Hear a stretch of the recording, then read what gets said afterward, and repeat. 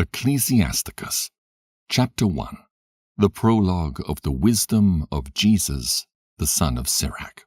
Whereas many and great things have been delivered unto us by the law and the prophets, and by others that have followed their steps, for the which things Israel ought to be commended for learning and wisdom, and whereof not only the readers must needs become skillful themselves, but also they that desire to learn be able to profit them which are without, both by speaking and writing. My grandfather, Jesus, when he had much given himself to the reading of the law and the prophets and other books of our fathers, had gotten therein good judgment, was drawn also himself to write something pertaining to learning and wisdom, to the intent that those which are desirous to learn and are addicted to these things might profit much more in living according to the law. Wherefore, let me entreat you to read it with favor and attention, and to pardon us wherein we may seem to come short of some words which we have labored to interpret. For the same things uttered in Hebrew and translated into another tongue have not the same force in them. And not only these things, but the law itself and the prophets and the rest of the books have no small difference when they're spoken in their own language. For in the 38th year, coming into Egypt, when Euergetes was king and continuing there some time, I found a book of no small learning. Therefore I thought it most necessary for me to bestow some diligence and travail to interpret it, using great watchfulness and skill in that space, to bring the book to an end, and set it forth for them also which in a strange country are willing to learn, being prepared before in manners to live after the law. All wisdom cometh from the Lord, and is with him forever. Who can number the sand of the sea, and the drops of rain, and the days of eternity? Who can find out the height of heaven, and the breadth of the earth, and the deep, and wisdom? Wisdom hath been created before all things, and the understanding of prudence from everlasting. The word of God most high is the fountain of wisdom, and her ways are everlasting commandments.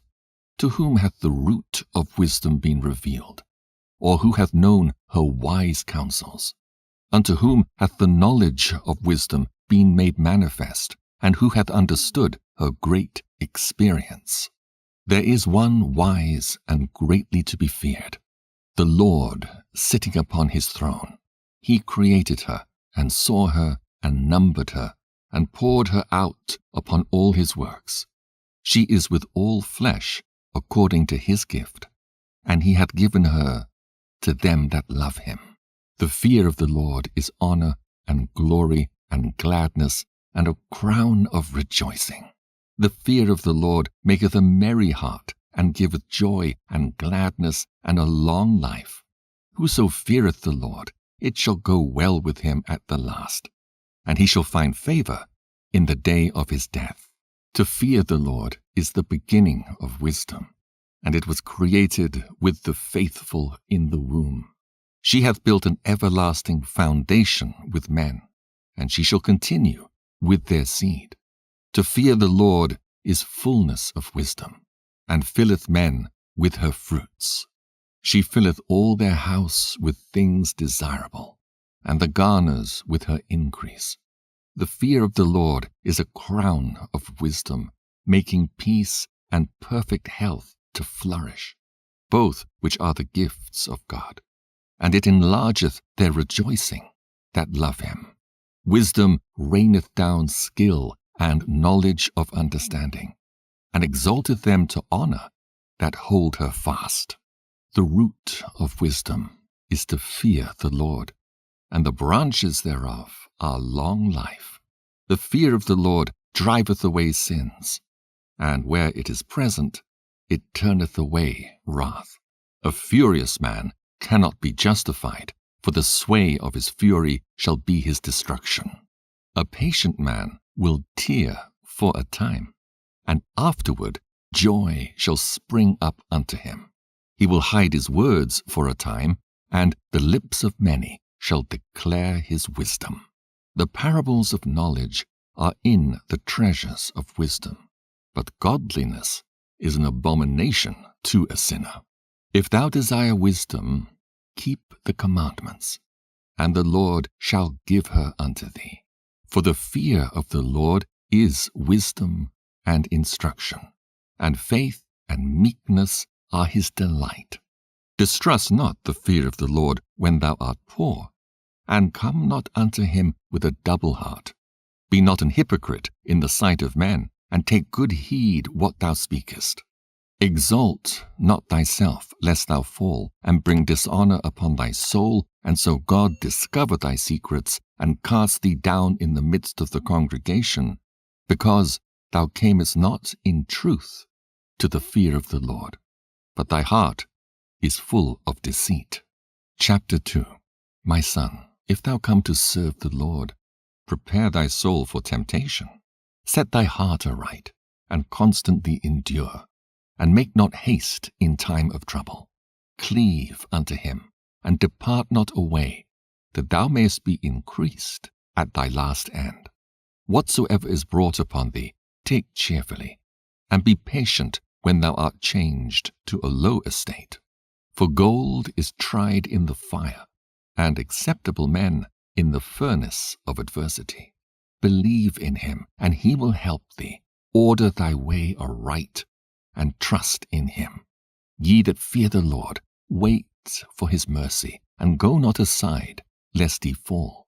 Ye that fear the Lord, believe him, and your reward shall not fail. Ye that fear the Lord, hope for good, and for everlasting joy and mercy.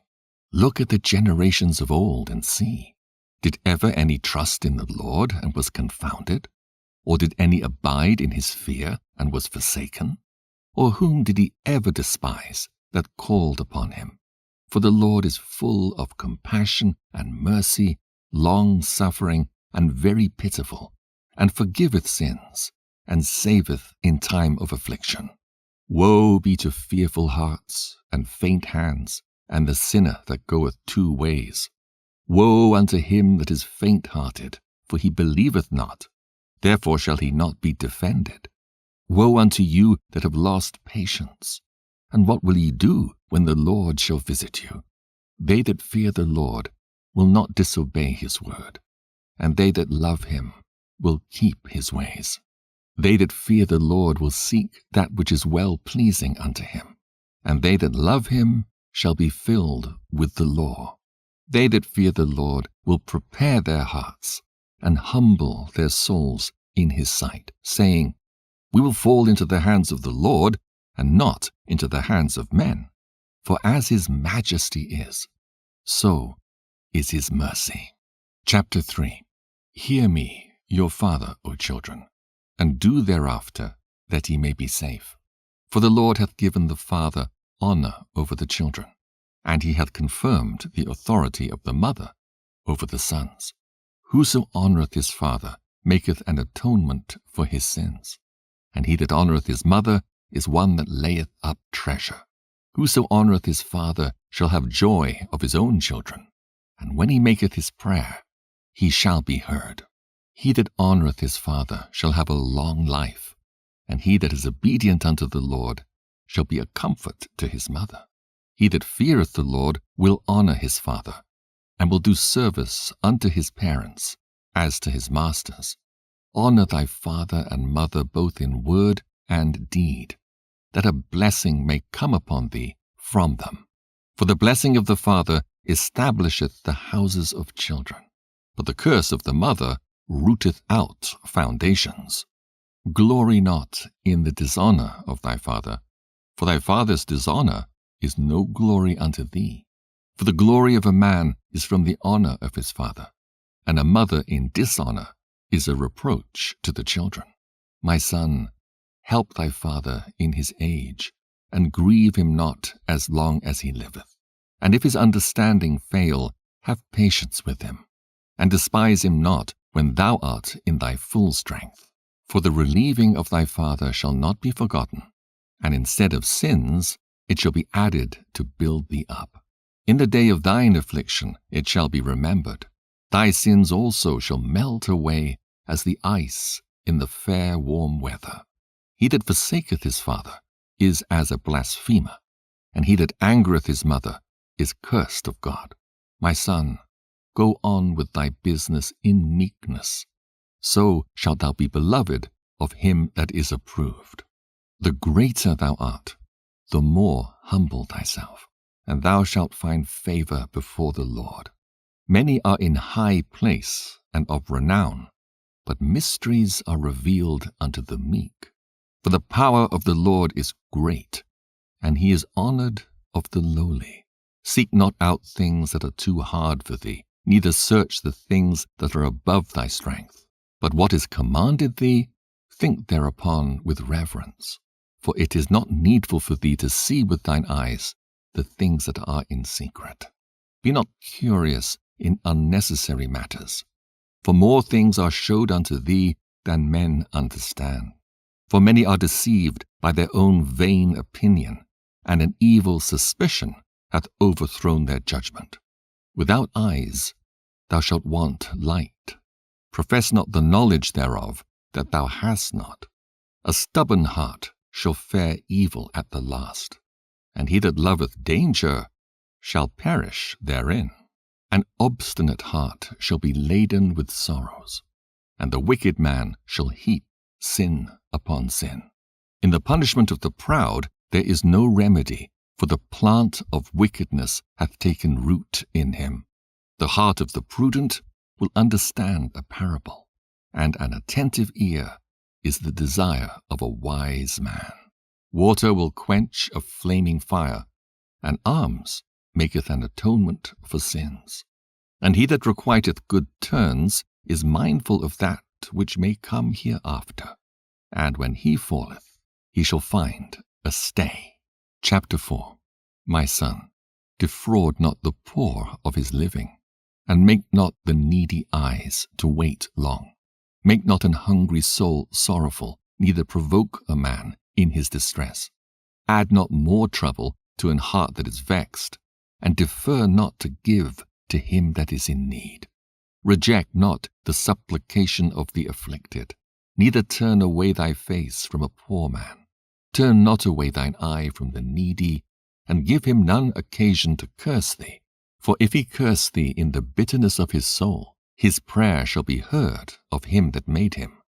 Get thyself the love of the congregation, and bow thy head to a great man. Let it not grieve thee to bow down thine ear to the poor, and give him a friendly answer with meekness. Deliver him that suffereth wrong from the hand of the oppressor, and be not faint-hearted when thou sittest in judgment. Be as a father unto the fatherless, and instead of an husband unto their mother. So shalt thou be as the Son of the Most High, and he shall love thee more than thy mother doth.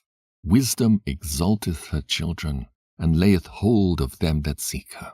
He that loveth her loveth life, and they that seek to her early shall be filled with joy. He that holdeth her fast shall inherit glory, and wheresoever she entereth, the Lord will bless. They that serve her shall minister to the Holy One, and them that love her the Lord doth love. Whoso giveth ear unto her shall judge the nations, and he that attendeth unto her shall dwell securely. If a man commit himself unto her, he shall inherit her, and his generation shall hold her in possession. For at the first she will walk with him by crooked ways, and bring fear and dread upon him, and torment him with her discipline, until she may trust his soul, and try him by her laws. Then will she return the straight way unto him, and comfort him, and show him her secrets. But if he go wrong, she will forsake him, and give him over to his own ruin. Observe the opportunity, and beware of evil, and be not ashamed when it concerneth thy soul. For there is a shame that bringeth sin, and there is a shame which is glory and grace. Accept no person against thy soul, and let not the reverence of any man cause thee to fall, and refrain not to speak when there is occasion to do good, and hide not thy wisdom in her beauty. For by speech wisdom shall be known, and learning by the word of the tongue. In no wise speak against the truth, but be abashed of the error of thine ignorance. Be not ashamed to confess thy sins, and force not the course of the river. Make not thyself an underling to a foolish man, neither accept the person of the mighty. Strive for the truth unto death, and the Lord shall fight for thee. Be not hasty in thy tongue, and in thy deeds slack and remiss. Be not as a lion in thy house, nor frantic among thy servants. Let not thine hand be stretched out to receive, and shut when thou shouldest repay. Chapter 5. Set not thy heart upon thy goods, and say not, I have enough for my life. Follow not thine own mind and thy strength to walk in the ways of thy heart, and say not, who shall control me for my works? For the Lord will surely revenge thy pride. Say not, I have sinned, and what harm hath happened unto me? For the Lord is long-suffering, he will in no wise let thee go. Concerning propitiation, be not without fear to add sin unto sin. And say not his mercy is great, he will be pacified for the multitude of my sins, for mercy and wrath come from him, and his indignation resteth upon sinners. Make no tarrying to turn to the Lord, and put not off from day to day, for suddenly shall the wrath of the Lord come forth, and in thy security thou shalt be destroyed, and perish in the day of vengeance. Set not thine heart upon goods unjustly gotten, for they shall not profit thee in the day of calamity. Winnow not with every wind, and go not into every way, for so doth the sinner that hath a double tongue. Be steadfast in thy understanding, and let thy word be the same. Be swift to hear, and let thy life be sincere, and with patience give answer. If thou hast understanding, answer thy neighbor. If not, lay thy hand upon thy mouth. Honor and shame is in talk, and the tongue of man is his fall. Be not called a whisperer, and lie not in wait with thy tongue.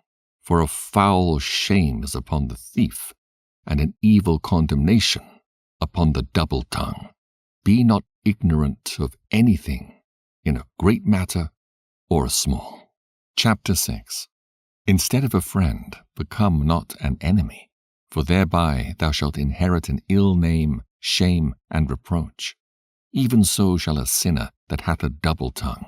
Extol not thyself in the counsel of thine own heart, that thy soul be not torn in pieces as a bull straying alone. Thou shalt eat up thy leaves and lose thy fruit, and leave thyself as a dry tree. A wicked soul shall destroy him that hath it, and shall make him to be laughed to scorn of his enemies.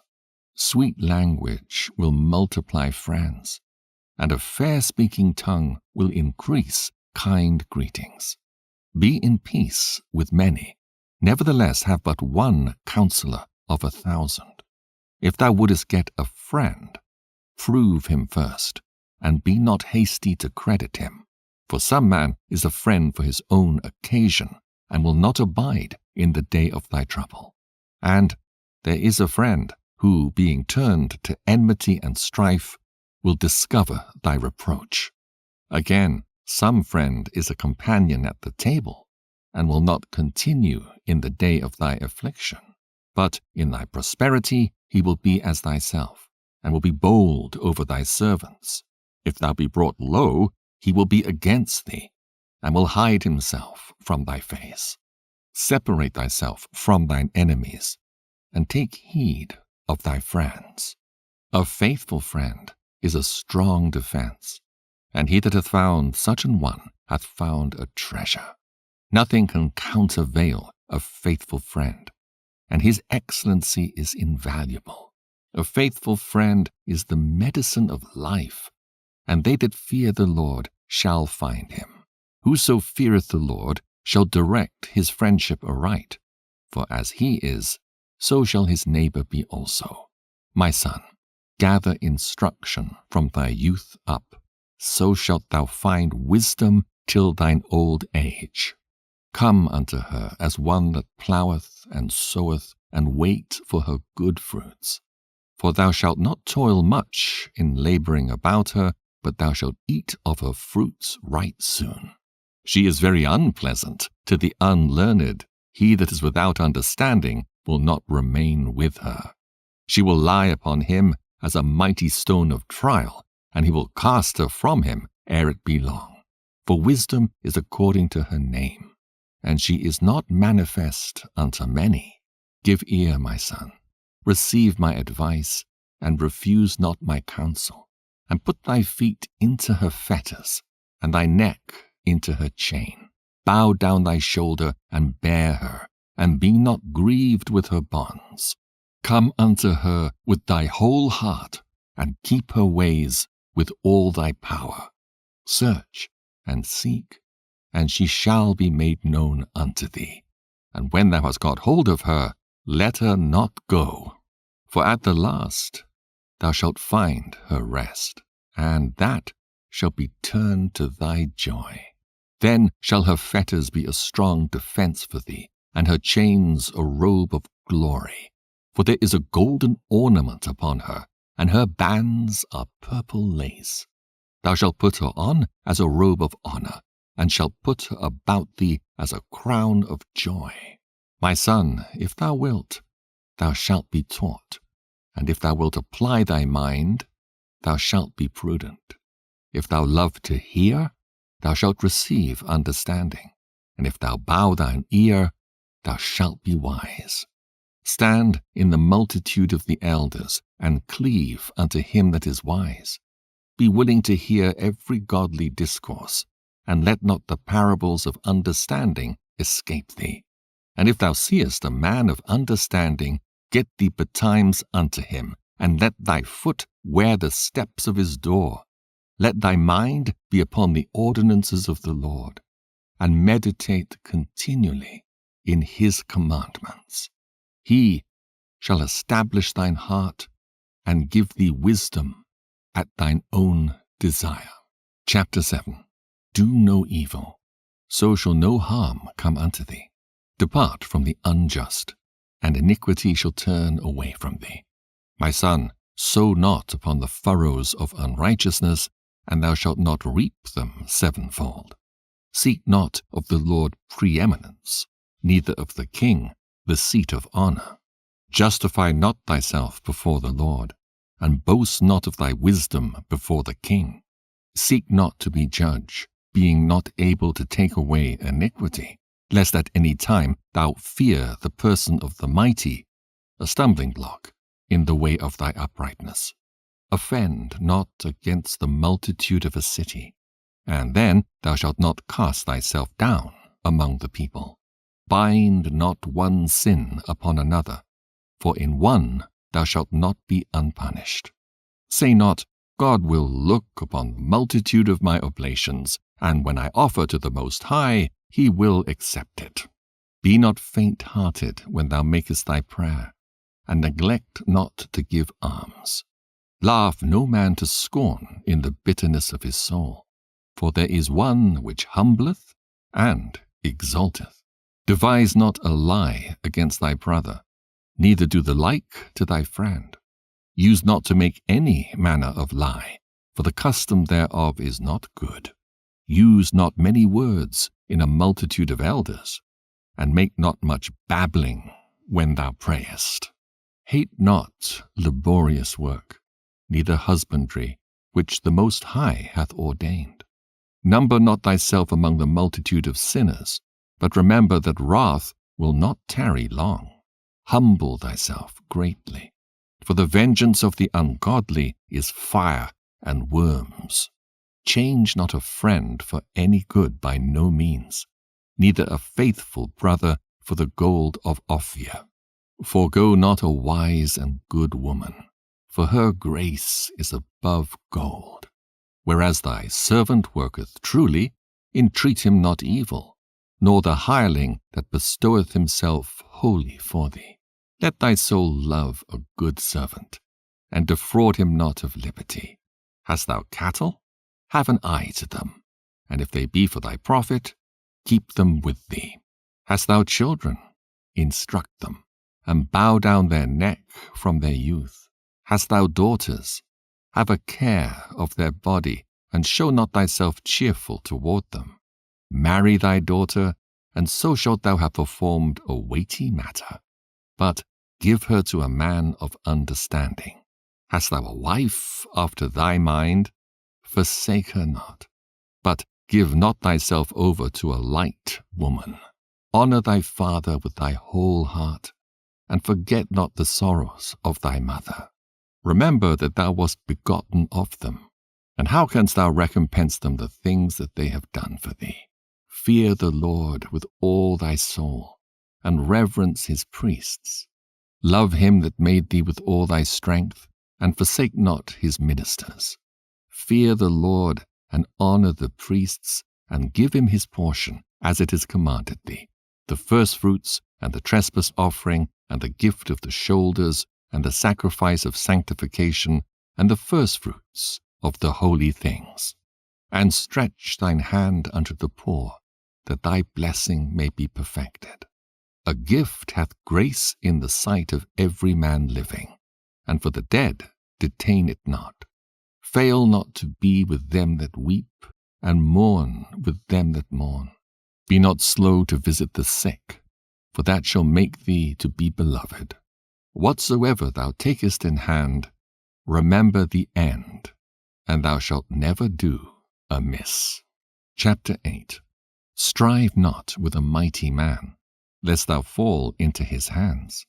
Be not at variance with a rich man, lest he overweigh thee. For gold hath destroyed many, and perverted the hearts of kings. Strive not with a man that is full of tongue, and heap not wood upon his fire. Jest not with a rude man, lest thy ancestors be disgraced. Reproach not a man that turneth from sin, but remember we are all worthy of punishment. Dishonor not a man in his old age, for even some of us wax old. Rejoice not over thy greatest enemy being dead, but remember that we die all. Despise not the discourse of the wise, but acquaint thyself with their proverbs. For of them thou shalt learn instruction, and how to serve great men with ease. Miss not the discourse of the elders, for they also learned of their fathers, and of them thou shalt learn understanding, and to give answer as need requireth. Kindle not the coals of a sinner, lest thou be burnt with the flame of his fire. Rise not up in anger at the presence of an injurious person, lest he lie in wait to entrap thee in thy words. Lend not unto him that is mightier than thyself, for if thou lendest him, count it but lost. Be not surety above thy power, for if thou be surety, take care to pay it. Go not to law with a judge, for they will judge for him according to his honor.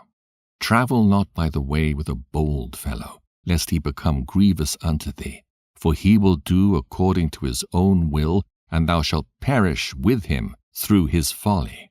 Strive not with an angry man, and go not with him into a solitary place, for blood is as nothing in his sight, and where there is no help, he will overthrow thee. Consult not with a fool, for he cannot keep counsel. Do no secret thing before a stranger, for thou knowest not what he will bring forth. Open not thine heart to every man, lest he requite thee with a shrewd turn. Chapter 9. Be not jealous over the wife of thy bosom, and teach her not an evil lesson against thyself. Give not thy soul unto a woman to set her foot upon thy substance. Meet not with an harlot, lest thou fall into her snares. Use not much the company of a woman that is a singer, lest thou be taken with her attempts. Gaze not on a maid, that thou fall not by those things that are precious in her. Give not thy soul unto harlots, that thou lose not thine inheritance. Look not round about thee in the streets of the city, neither wander thou in the solitary place thereof. Turn away thine eye from a beautiful woman, and look not upon another's beauty. For many have been deceived by the beauty of a woman. For herewith love is kindled as a fire. Sit not at all with another man's wife, nor sit down with her in thine arms. And spend not thy money with her at the wine, lest thine heart incline unto her, and so through thy desire thou fall into destruction. Forsake not an old friend, for the new is not comparable to him. A new friend is as new wine. When it is old, thou shalt drink it with pleasure. Envy not the glory of a sinner, for thou knowest not what shall be his end. Delight not the thing that the ungodly have pleasure in, but remember, they shall not go unpunished unto their grave. Keep thee far from the man that hath power to kill. So shalt thou not doubt the fear of death. And if thou come unto him, make no fault, lest he take away thy life presently. Remember that thou goest in the midst of snares, and that thou walkest upon the battlements of the city. As near as thou canst, guess at thy neighbor, and consult with the wise. Let thy talk be with the wise, and all thy communication in the law of the Most High. And let just men eat and drink with thee, and let thy glorying be in the fear of the Lord. For the hand of the artificer the work shall be commended, and the wise ruler of the people for his speech. A man of an ill tongue is dangerous in his city, and he that is rash in his talk shall be hated. Chapter 10. A wise judge will instruct his people, and the government of a prudent man is well ordered. As the judge of the people is himself, so are his officers. And what manner of man the ruler of the city is, such are all they that dwell therein. An unwise king destroyeth his people, but through the prudence of them which are in authority, the city shall be inhabited. The power of the earth is in the hand of the Lord, and in due time he will set over it one that is profitable. In the hand of God is the prosperity of man, and upon the person of the scribe shall he lay his honor.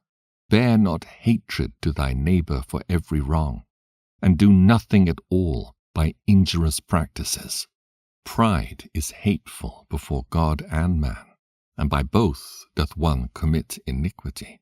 Because of unrighteous dealings, injuries, and riches got by deceit, the kingdom is translated from one people to another. Why is earth and ashes proud?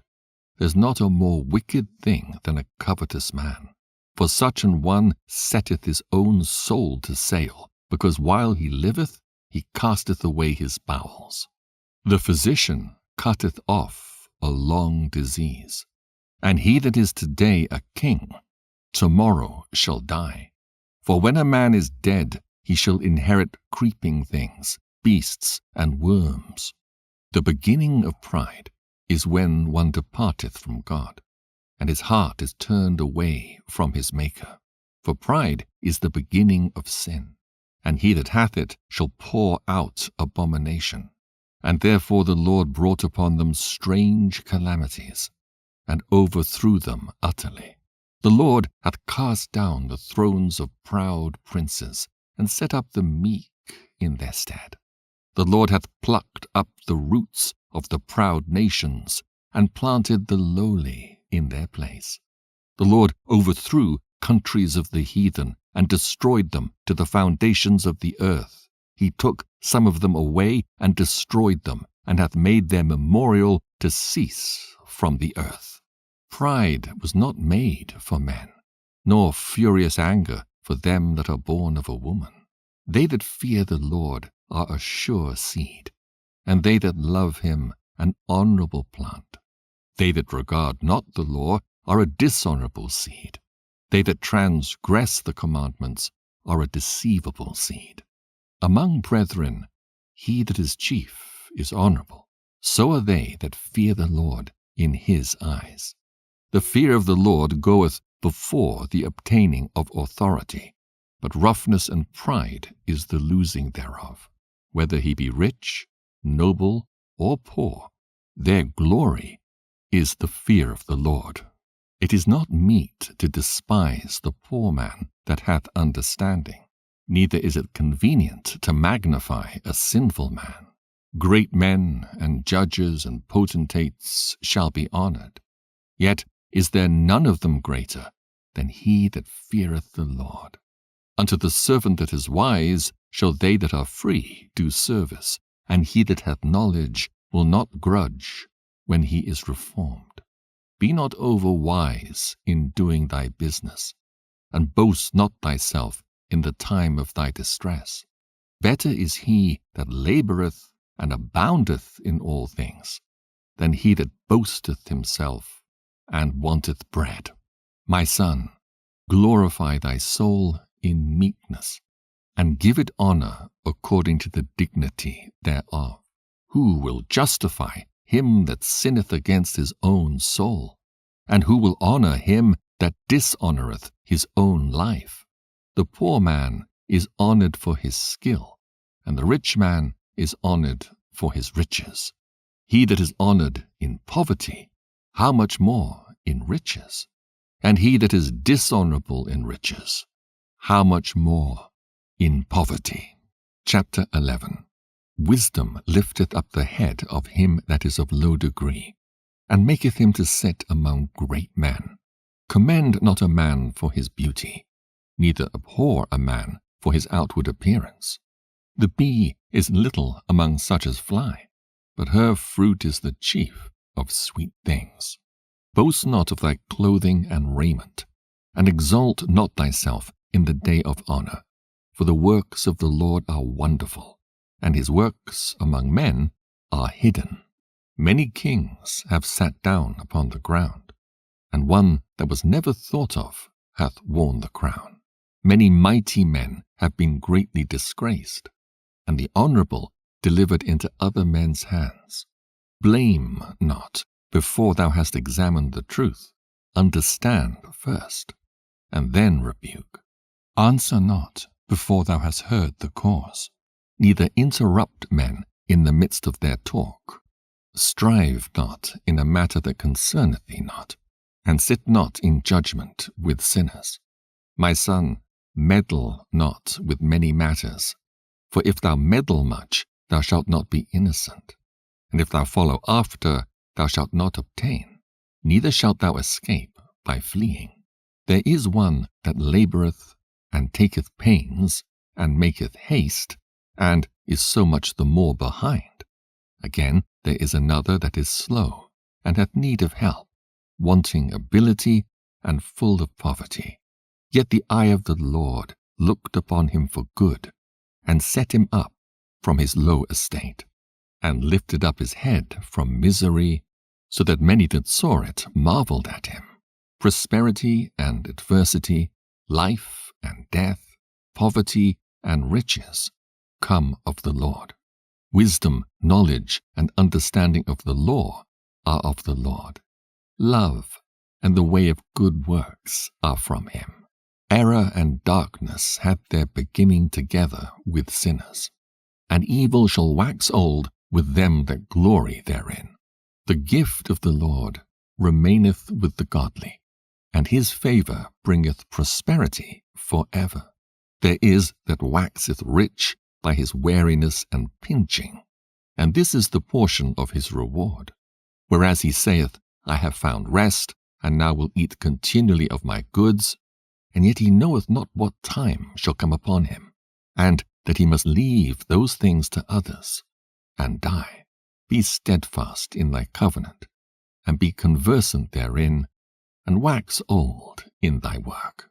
Marvel not at the works of sinners, but trust in the Lord, and abide in thy labour. For it is an easy thing in the sight of the Lord on the sudden to make a poor man rich.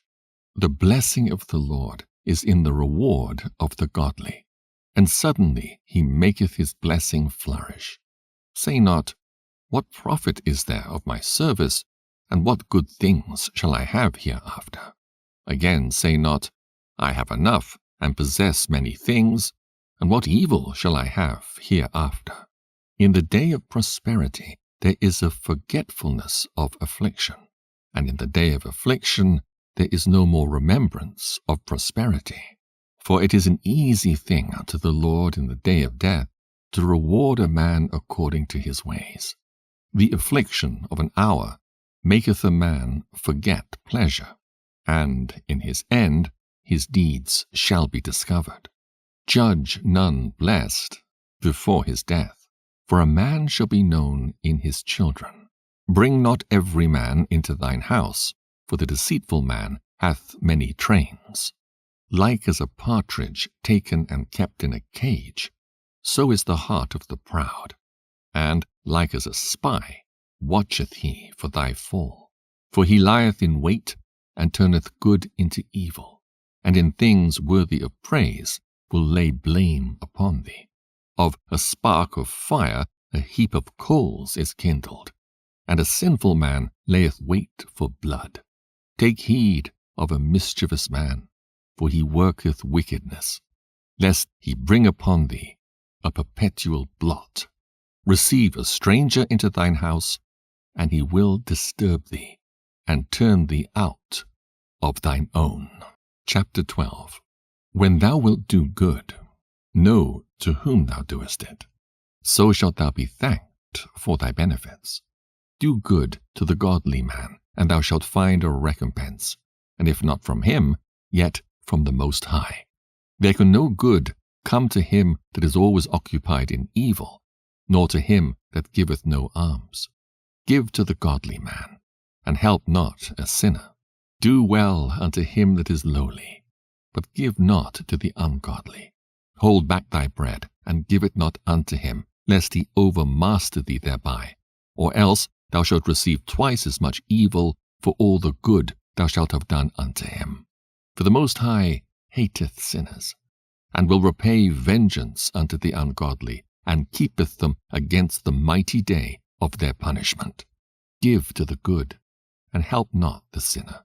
A friend cannot be known in prosperity, and an enemy cannot be hidden in adversity.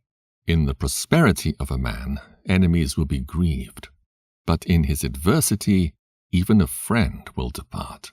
Never trust thine enemy, for like as iron rusteth, so is his wickedness.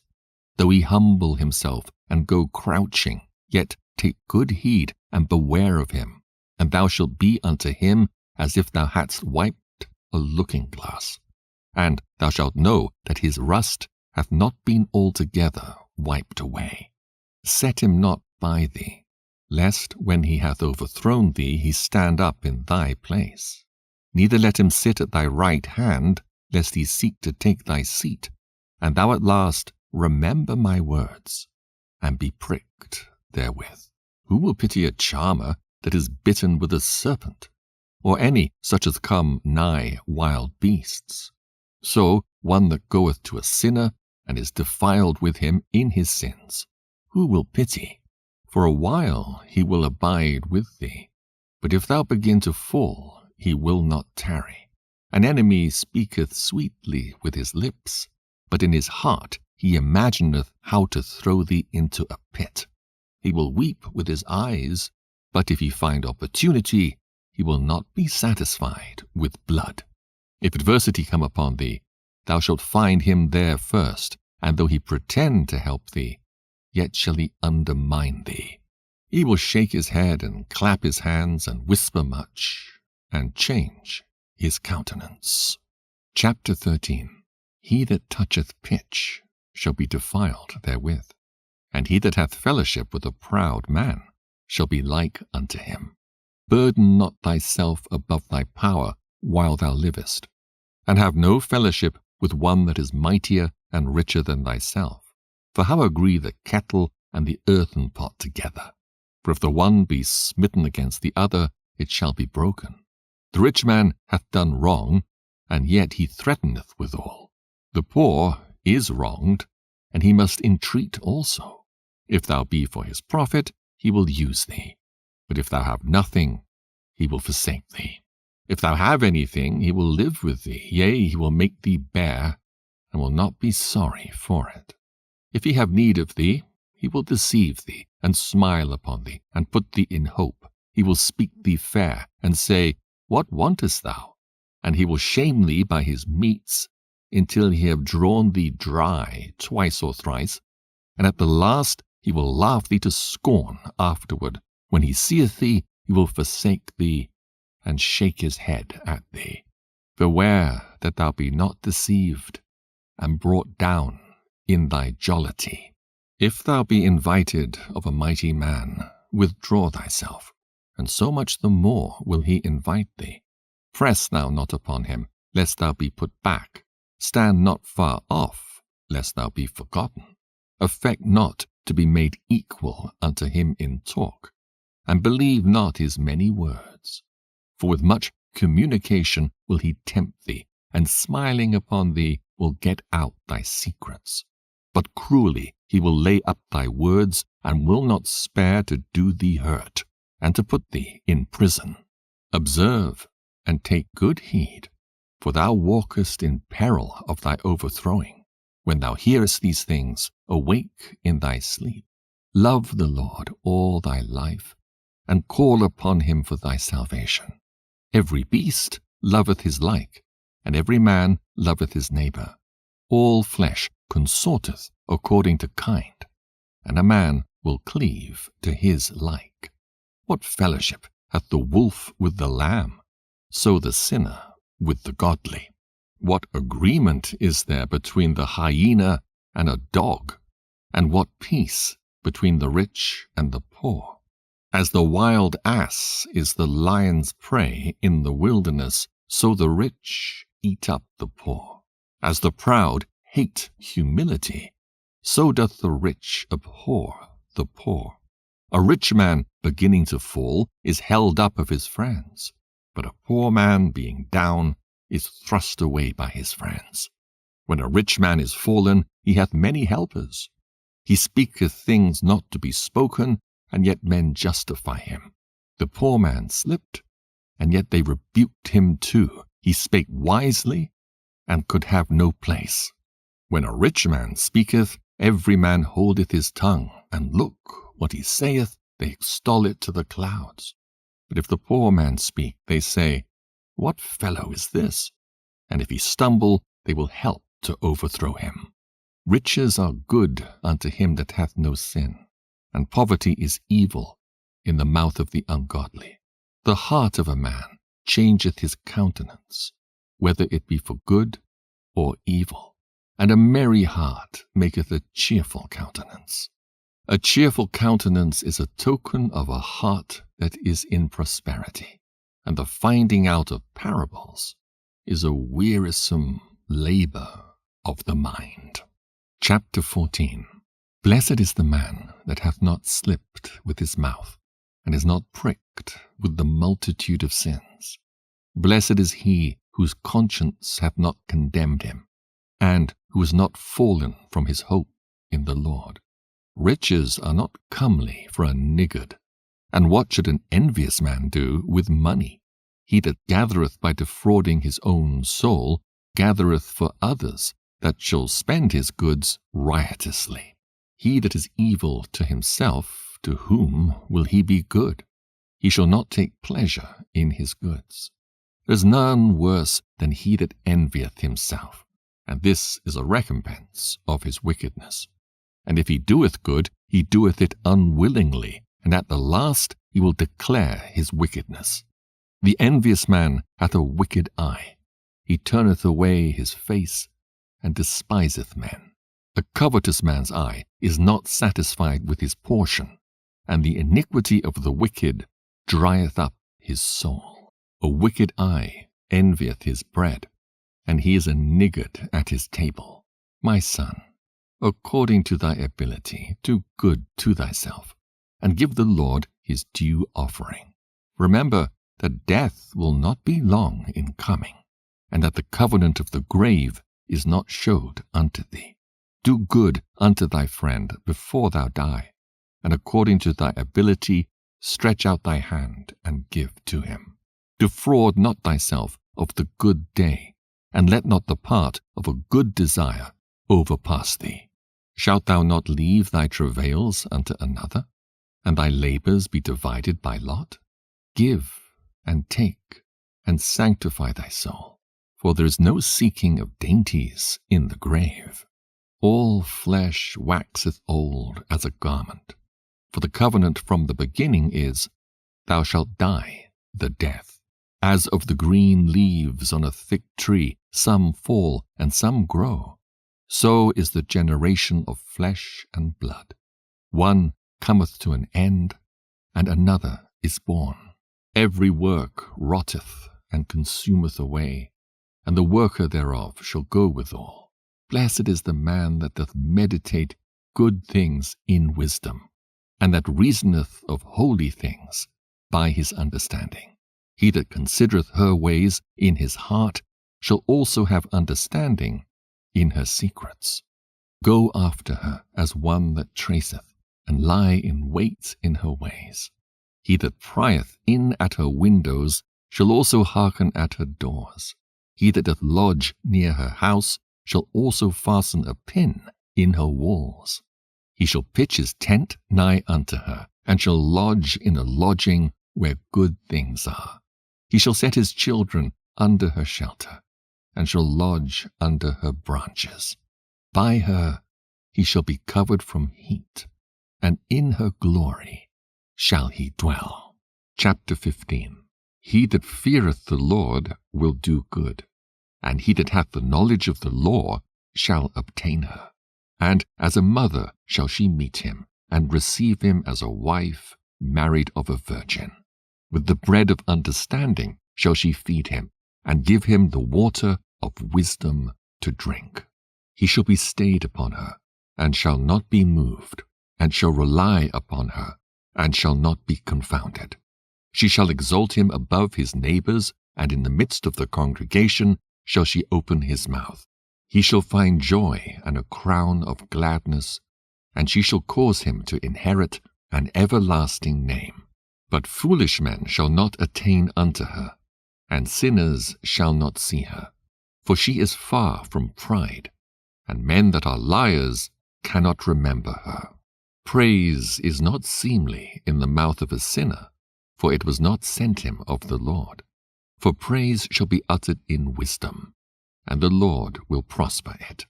Say not thou, It is through the Lord that I fell away, for thou oughtest not to do the things that he hateth.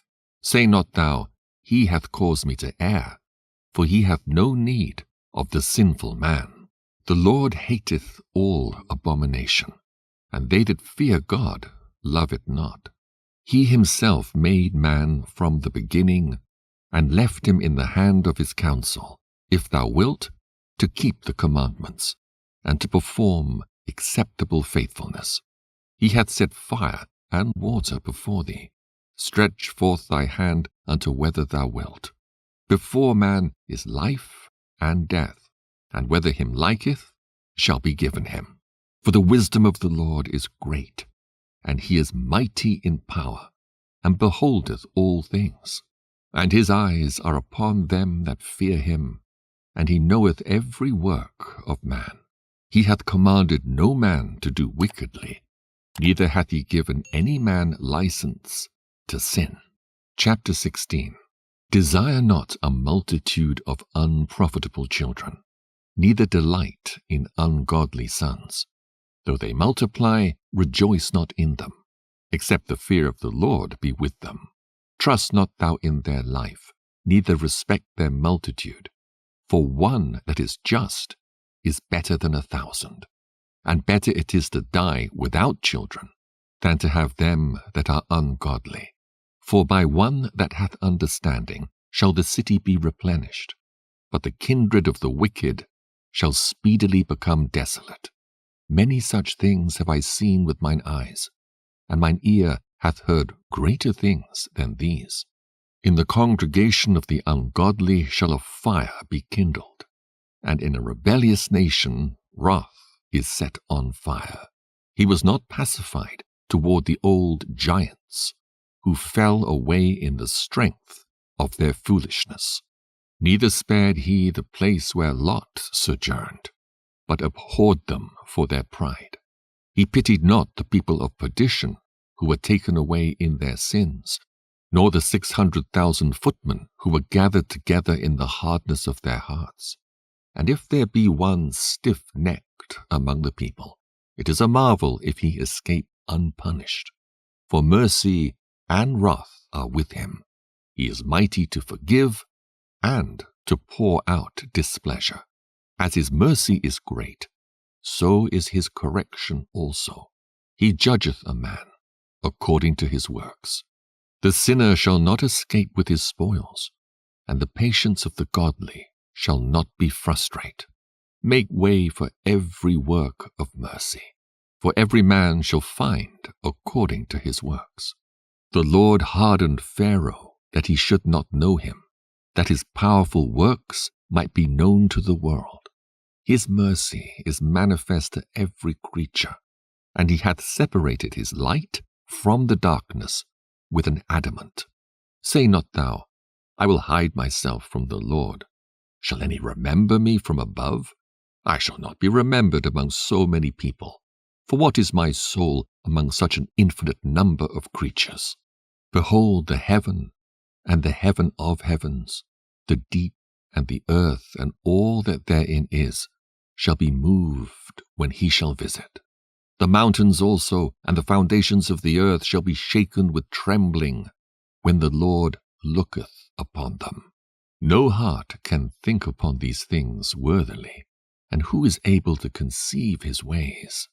It is a tempest which no man can see, for the most part of his works are hid. Who can declare the works of his justice, or who can endure them?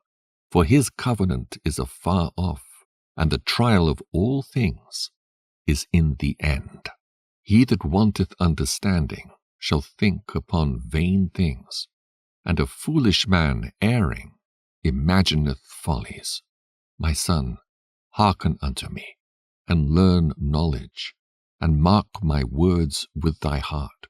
I will show forth doctrine in weight, and declare his knowledge exactly. The works of the Lord are done in judgment from the beginning, and from the time he made them, he disposed the parts thereof. He garnished his works forever, and in his hand are the chief of them unto all generations. They neither labor, nor are weary, nor cease from their works. None of them hindereth another, and they shall never disobey his word. After this the Lord looked upon the earth, and filled it with his blessings. With all manner of living things he hath covered the face thereof, and they shall return into it again. Chapter 17.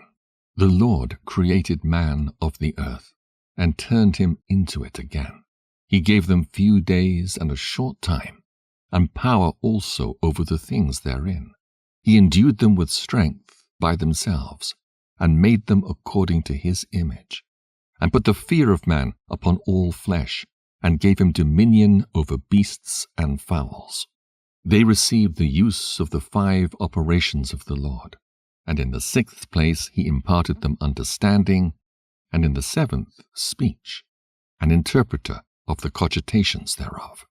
Counsel, and a tongue, and eyes, ears, and a heart gave he them to understand. Withal he filled them with the knowledge of understanding, and showed them good and evil. He set his eye upon their hearts, that he might show them the greatness of his works. He gave them to glory in his marvelous acts forever, that they might declare his works with understanding, and the elect shall praise his holy name. Besides this he gave them knowledge, and the law of life for an heritage. He made an everlasting covenant with them, and showed them his judgments. Their eyes saw the majesty of his glory, and their ears heard his glorious voice. And he said unto them, Beware of all unrighteousness. And he gave every man commandment concerning his neighbor.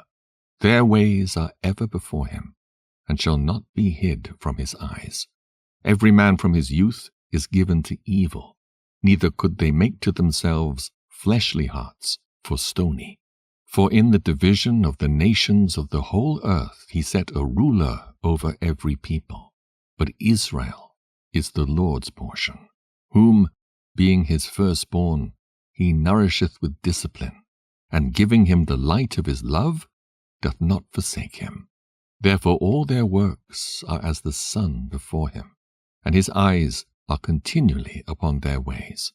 None of their unrighteous deeds are hid from him, but all their sins are before the Lord. But the Lord, being gracious and knowing his workmanship, neither left nor forsook them, but spared them. The alms of a man is as a signet with him, and he will keep the good deeds of man as the apple of the eye, and give repentance to his sons and daughters. Afterwards he will rise up and reward them, and render their recompense upon their heads. But unto them that repent he granted them return, and comforted those that failed in patience. Return unto the Lord, and forsake thy sins. Make thy prayer before his face, and offend less. Turn again to the Most High, and turn away from iniquity. For he shall lead thee out of darkness into the light of health, and hate thou abomination vehemently. Who shall praise the Most High in the grave, instead of them which live and give thanks? Thanksgiving perisheth from the dead, as from one that is not. The living and sound in heart shall praise the Lord. How great is the loving kindness of the Lord our God, and his compassion unto such as turn unto him in holiness. For all things cannot be in men, because the Son of Man is not immortal. What is brighter than the sun? Yet the light thereof faileth, and flesh and blood will imagine evil.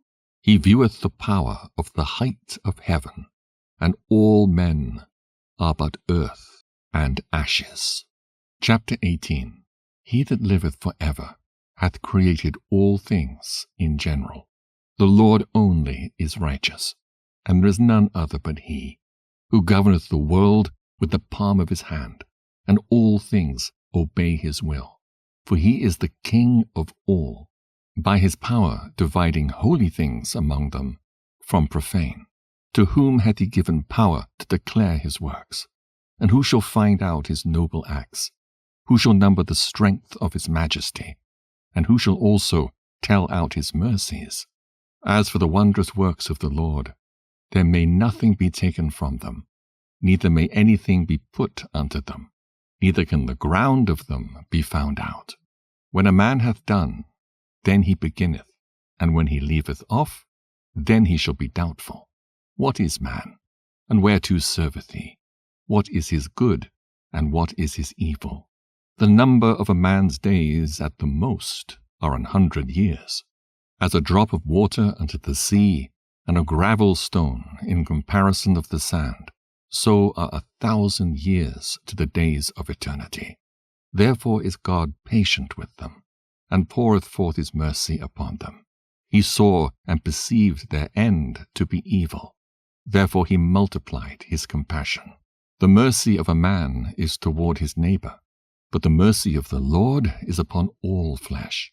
He reproveth, and nurtureth, and teacheth, and bringeth again, as a shepherd his flock.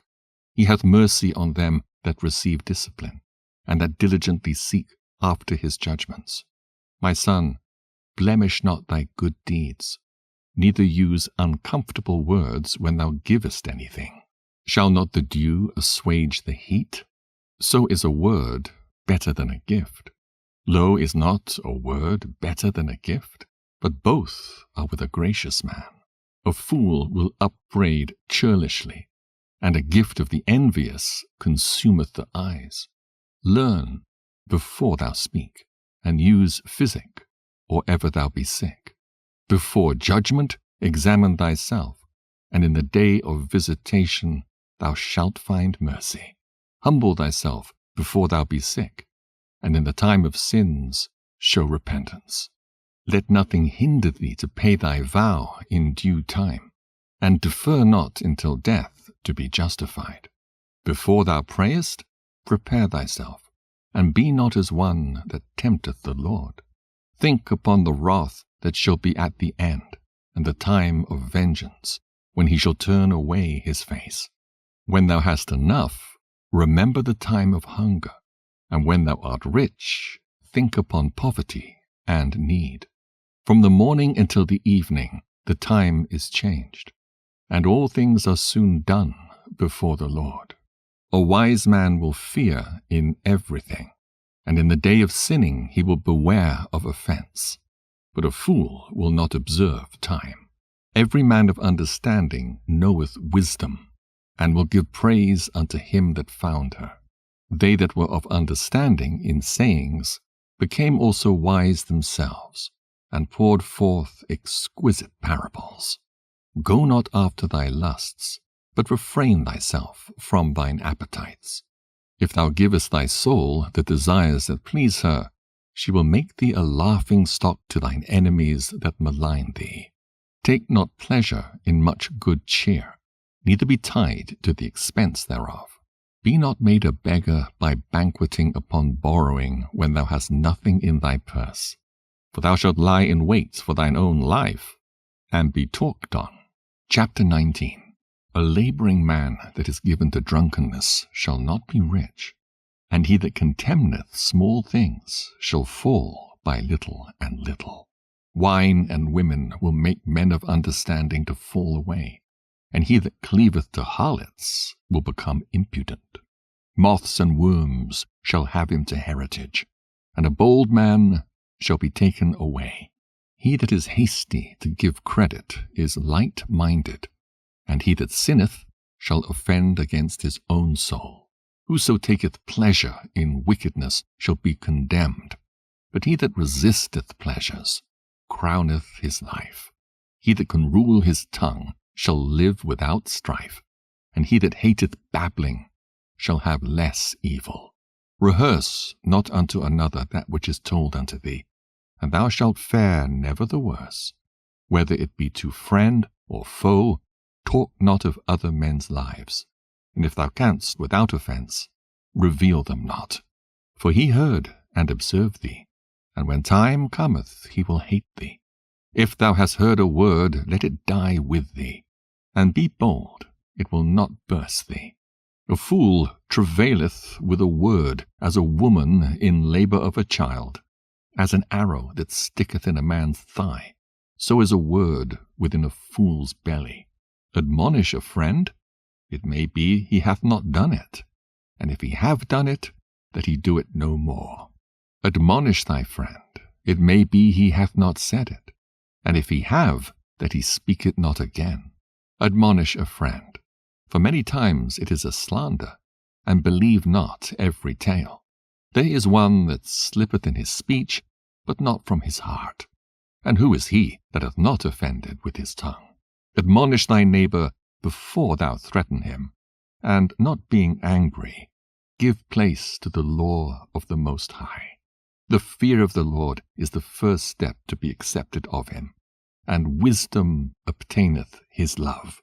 The knowledge of the commandments of the Lord is the doctrine of life, and they that do things that please him shall receive the fruit of the tree of immortality. The fear of the Lord is all wisdom, and in all wisdom is the performance of the law, and the knowledge of his omnipotency. If a servant say to his master, I will not do as it pleaseth thee, though afterward he do it, he angereth him that nourisheth him. The knowledge of wickedness is not wisdom, neither at any time the counsel of sinners prudence. There is a wickedness, and the same an abomination, and there is a fool wanting in wisdom. He that hath small understanding and feareth God is better than one that hath much wisdom and transgresseth the law of the Most High. There is an exquisite subtlety, and the same is unjust. And there is one that turneth aside to make judgment appear, and there is a wise man that justifieth in judgment. There is a wicked man that hangeth down his head sadly, but inwardly he is full of deceit, casting down his countenance and making as if he heard not. Where he is not known, he will do thee a mischief before thou be aware. And if for want of power he be hindered from sinning, yet when he findeth opportunity, he will do evil. A man may be known by his look, and one that hath understanding by his countenance when thou meetest him. A man's attire, and excessive laughter and gait show what he is. Chapter 20. There is a reproof that is not comely. Again, some man holdeth his tongue, and he is wise. It is much better to reprove than to be angry secretly, and he that confesseth his fault shall be preserved from hurt. How good is it, when thou art reproved, to show repentance! For so shalt thou escape wilful sin. As is the lust of an eunuch to deflower a virgin, so is he that executeth judgment with violence. There is one that keepeth silence and is found wise, and another by much babbling becometh hateful. Some man holdeth his tongue because he hath not to answer, and some keepeth silence, knowing his time. A wise man will hold his tongue till he see opportunity, but a babbler and a fool will regard no time. He that useth many words shall be abhorred, and he that taketh to himself authority therein shall be hated. There is a sinner that hath good success in evil things, and there is a gain that turneth to loss. There is a gift that shall not profit thee, and there is a gift whose recompense is double. There is an abasement because of glory, and there is that lifteth up his head from a low estate. There is that buyeth much for a little, and repayeth it sevenfold. A wise man by his words maketh him beloved, but the graces of fools shall be poured out. The gift of a fool shall do thee no good when thou hast it, neither yet of the envious for his necessity, for he looketh to receive many things for one.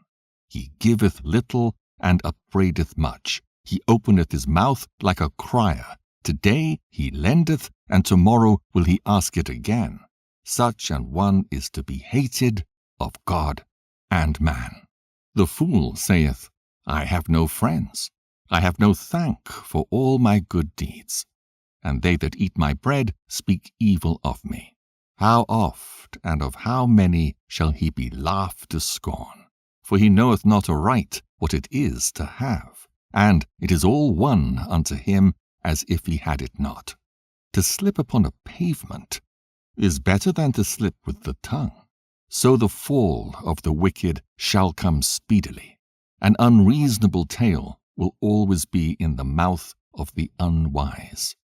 A wise sentence shall be rejected when it cometh out of a fool's mouth, for he will not speak it in due season. There is that is hindered from sinning through want, and when he taketh rest he shall not be troubled. There is that destroyeth his own soul through bashfulness, and by accepting of persons overthroweth himself. There is that for bashfulness promiseth to his friend, and maketh him his enemy for nothing. A lie is a foul blot in a man, yet it is continually in the mouth of the untaught. A thief is better than a man that is accustomed to lie, but they both shall have destruction to heritage. The disposition of a liar is dishonorable, and his shame is ever with him. A wise man shall promote himself to honor with his words, and he that hath understanding will please great men. He that tilleth his land shall increase his heap, and he that pleaseth great men shall get pardon for iniquity. Presents and gifts blind the eyes of the wise, and stop up his mouth that he cannot reprove. Wisdom that is hid, and treasure that is hoarded up, what profit is in them both?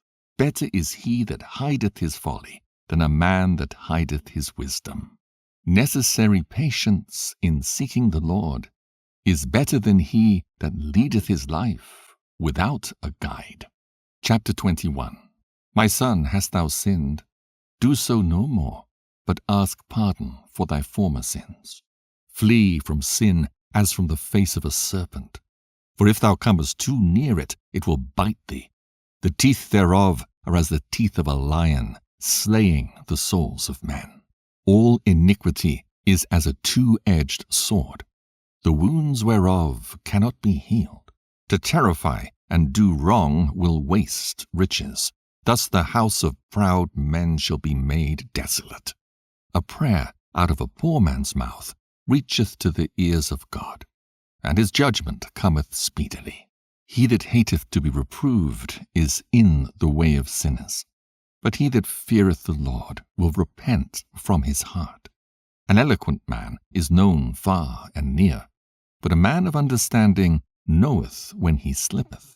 He that buildeth his house with other men's money is like one that gathereth himself stones for the tomb of his burial.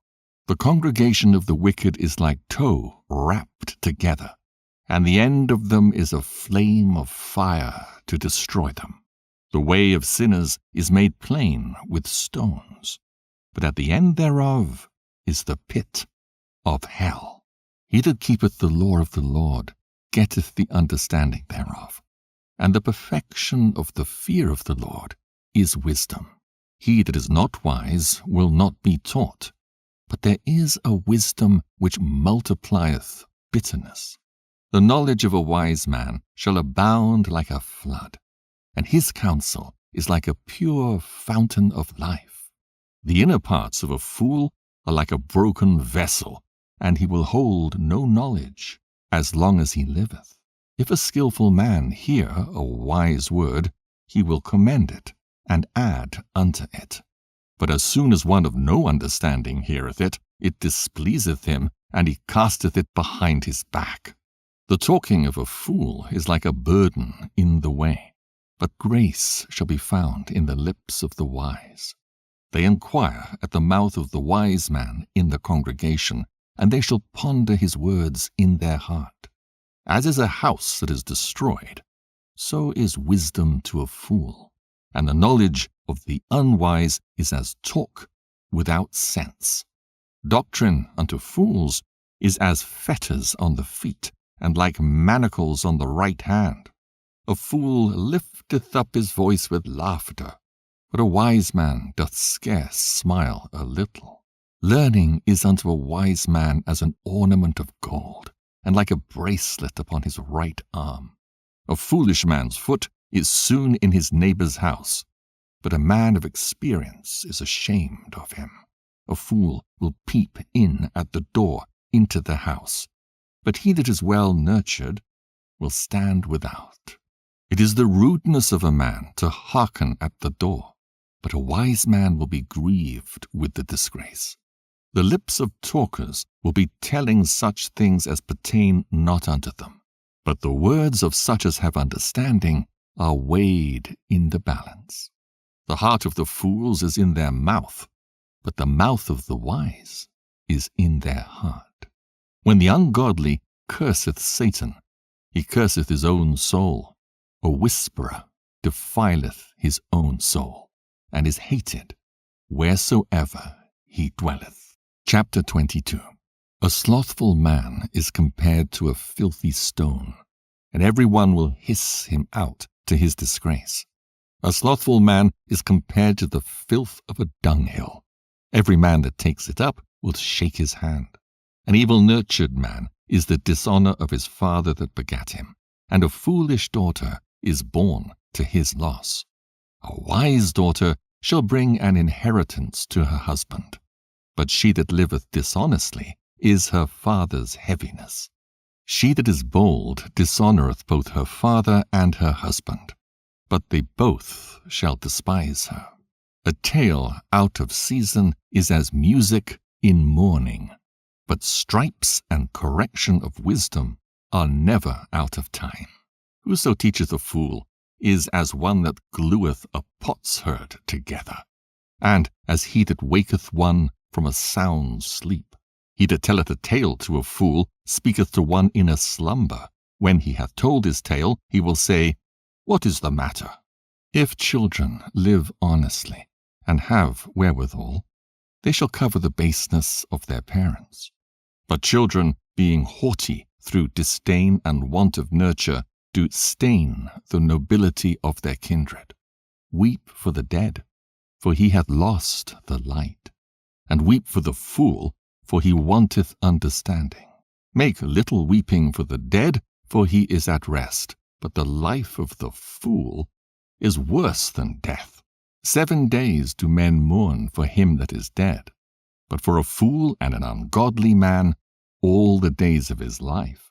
Talk not much with a fool, and go not to him that hath no understanding. Beware of him, lest thou have trouble, and thou shalt never be defiled with his fooleries. Depart from him, and thou shalt find rest, and never be disquieted with madness. What is heavier than lead, and what is the name thereof? But a fool. Sand and salt and a mass of iron is easier to bear than a man without understanding. As timber girt and bound together in a building cannot be loosed with shaking, so the heart that is established by advised counsel shall fear at no time. A heart settled upon a thought of understanding is as a fair plaistering on the wall of a gallery. Pails set on an high place will never stand against the wind. So a fearful heart in the imagination of a fool cannot stand against any fear. He that pricketh the eye will make tears to fall, and he that pricketh the heart maketh it to show her knowledge. Whoso casteth a stone at the birds frayeth them away, and he that upbraideth his friend breaketh friendship. Though thou drewest a sword at thy friend, yet despair not, for there may be a returning to favor. If thou hast opened thy mouth against thy friend, fear not, for there may be a reconciliation, except for upbraiding or pride or disclosing of secrets or a treacherous wound. For these things every friend will depart. Be faithful to thy neighbor in his poverty, that thou mayest rejoice in his prosperity. Abide steadfast unto him in the time of his trouble, that thou mayest be heir with him in his heritage. For a mean estate is not always to be contemned, nor the rich that is foolish to be had in admiration. As the vapor and smoke of a furnace goeth before the fire, so reviling before blood. I will not be ashamed to defend a friend, neither will I hide myself from him. And if any evil happen unto me by him, every one that heareth it will beware of him. Who shall set a watch before my mouth and a seal of wisdom upon my lips, that I fall not suddenly by them, and that my tongue destroy me not? Chapter 23. O Lord, Father and Governor of all my whole life, leave me not to their counsels, and let me not fall by them. Who will set scourges over my thoughts, and the discipline of wisdom over mine heart, that they spare me not for mine ignorances, and it pass not by my sins, lest my ignorances increase, and my sins abound to my destruction, and I fall before mine adversaries, and mine enemy rejoice over me, whose hope is far from thy mercy. O Lord, Father and God of my life, give me not a proud look, but turn away from thy servants always a haughty mind. Turn away from me vain hopes and concupiscence, and thou shalt hold him up that is desirous always to serve thee. Let not the greediness of the belly, nor lust of the flesh take hold of me, and give not over me thy servant into an impudent mind. Hear, O ye children, the discipline of the mouth. He that keepeth it shall never be taken in his lips. The sinner shall be left in his foolishness. Both the evil speaker and the proud shall fall thereby. Accustom not thy mouth to swearing, neither use thyself to the naming of the Holy One. For as a servant that is continually beaten shall not be without a blue mark, so he that sweareth and nameth God continually shall not be faultless. A man that useth much swearing shall be filled with iniquity, and the plague shall never depart from his house. If he shall offend, his sin shall be upon him. And if he acknowledge not his sin, he maketh a double offense. And if he swear in vain, he shall not be innocent, but his house shall be full of calamities. There is a word that is clothed about with death. God grant that it not be found in the heritage of Jacob. For all such things shall be far from the godly, and they shall not wallow in their sins. Use not thy mouth to intemperate swearing, for therein is the word of sin. Remember thy father and thy mother when thou sittest among great men. Be not forgetful before them, and so thou by thy custom become a fool, and wish that thou hadst not been born, and curse the day of thy nativity. The man that is accustomed to opprobrious words will never be reformed all the days of his life. Two sorts of men multiply sin, and the third will bring wrath. A hot mind is as a burning fire, it will never be quenched till it be consumed. A fornicator in the body of his flesh will never cease till he hath kindled a fire. All bread is sweet to a whoremonger. He will not leave off till he die. A man that breaketh wedlock, saying thus in his heart, Who seeth me? I am compassed about with darkness, the walls cover me, and nobody seeth me. What need I to fear? The Most High will not remember my sins. Such a man only feareth the eyes of man, and knoweth not that the eyes of the Lord are 10,000 times brighter than the sun, beholding all the ways of men, and considering the most secret parts. He knew all things ere ever they were created. So also after they were perfected, he looked upon them all. This man shall be punished in the streets of the city, and where he suspecteth not, he shall be taken. Thus shall it also go with the wife that leaveth her husband, and bringeth in an heir by another. For first, she hath disobeyed the law of the Most High, and secondly, she hath trespassed against her own husband, and thirdly, she hath played the whore in adultery, and brought children by another man. She shall be brought out into the congregation, and inquisition shall be made of her children. Her children shall not take root, and her branches shall bring forth no fruit. She shall leave her memory to be cursed, and her reproach shall not be blotted out. And they that remain shall know that there is nothing better than the fear of the Lord, and that there is nothing sweeter than to take heed unto the commandments of the Lord. It is a great glory to follow the Lord, and be received of him is long life. Chapter 24. Wisdom shall praise herself, and shall glory in the midst of her people. In the congregation of the Most High shall she open her mouth, and triumph before his power.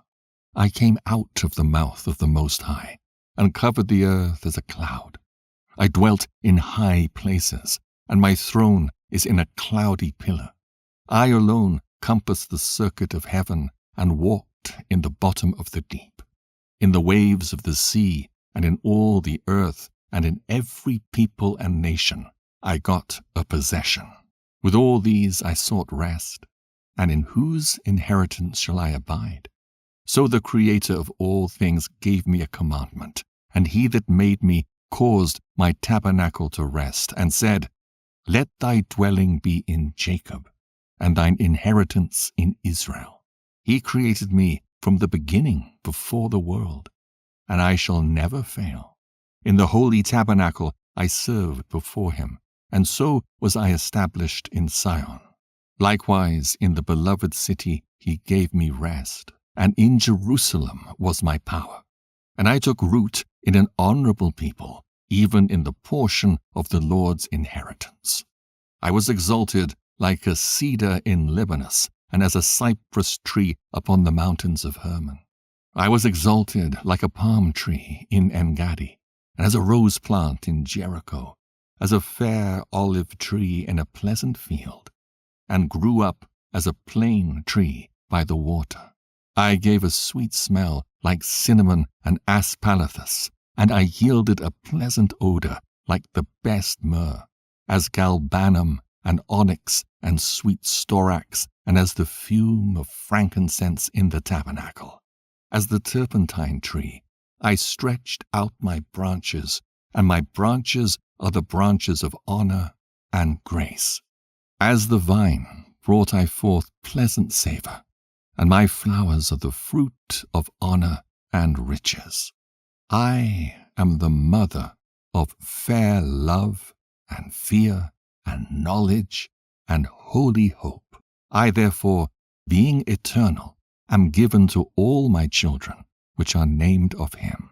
Come unto me, all ye that be desirous of me, and fill yourselves with my fruits. For my memorial is sweeter than honey, and mine inheritance than the honeycomb. They that eat me shall yet be hungry, and they that drink me shall yet be thirsty. He that obeyeth me shall never be confounded, and they that work by me shall not do amiss. All these things are the book of the covenant of the Most High God, even the law which Moses commanded for an heritage unto the congregations of Jacob. Faint not, to be strong in the Lord, that he may confirm you.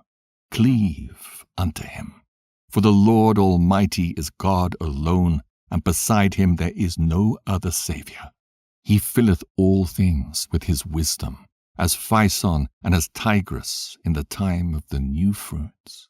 He maketh the understanding to abound like Euphrates, and as Jordan in the time of the harvest. He maketh the doctrine of knowledge appear as the light, and as Gihon in the time of vintage. The first man knew her not perfectly, no more shall the last find her out. For her thoughts are more than the sea, and her counsels profounder than the great deep.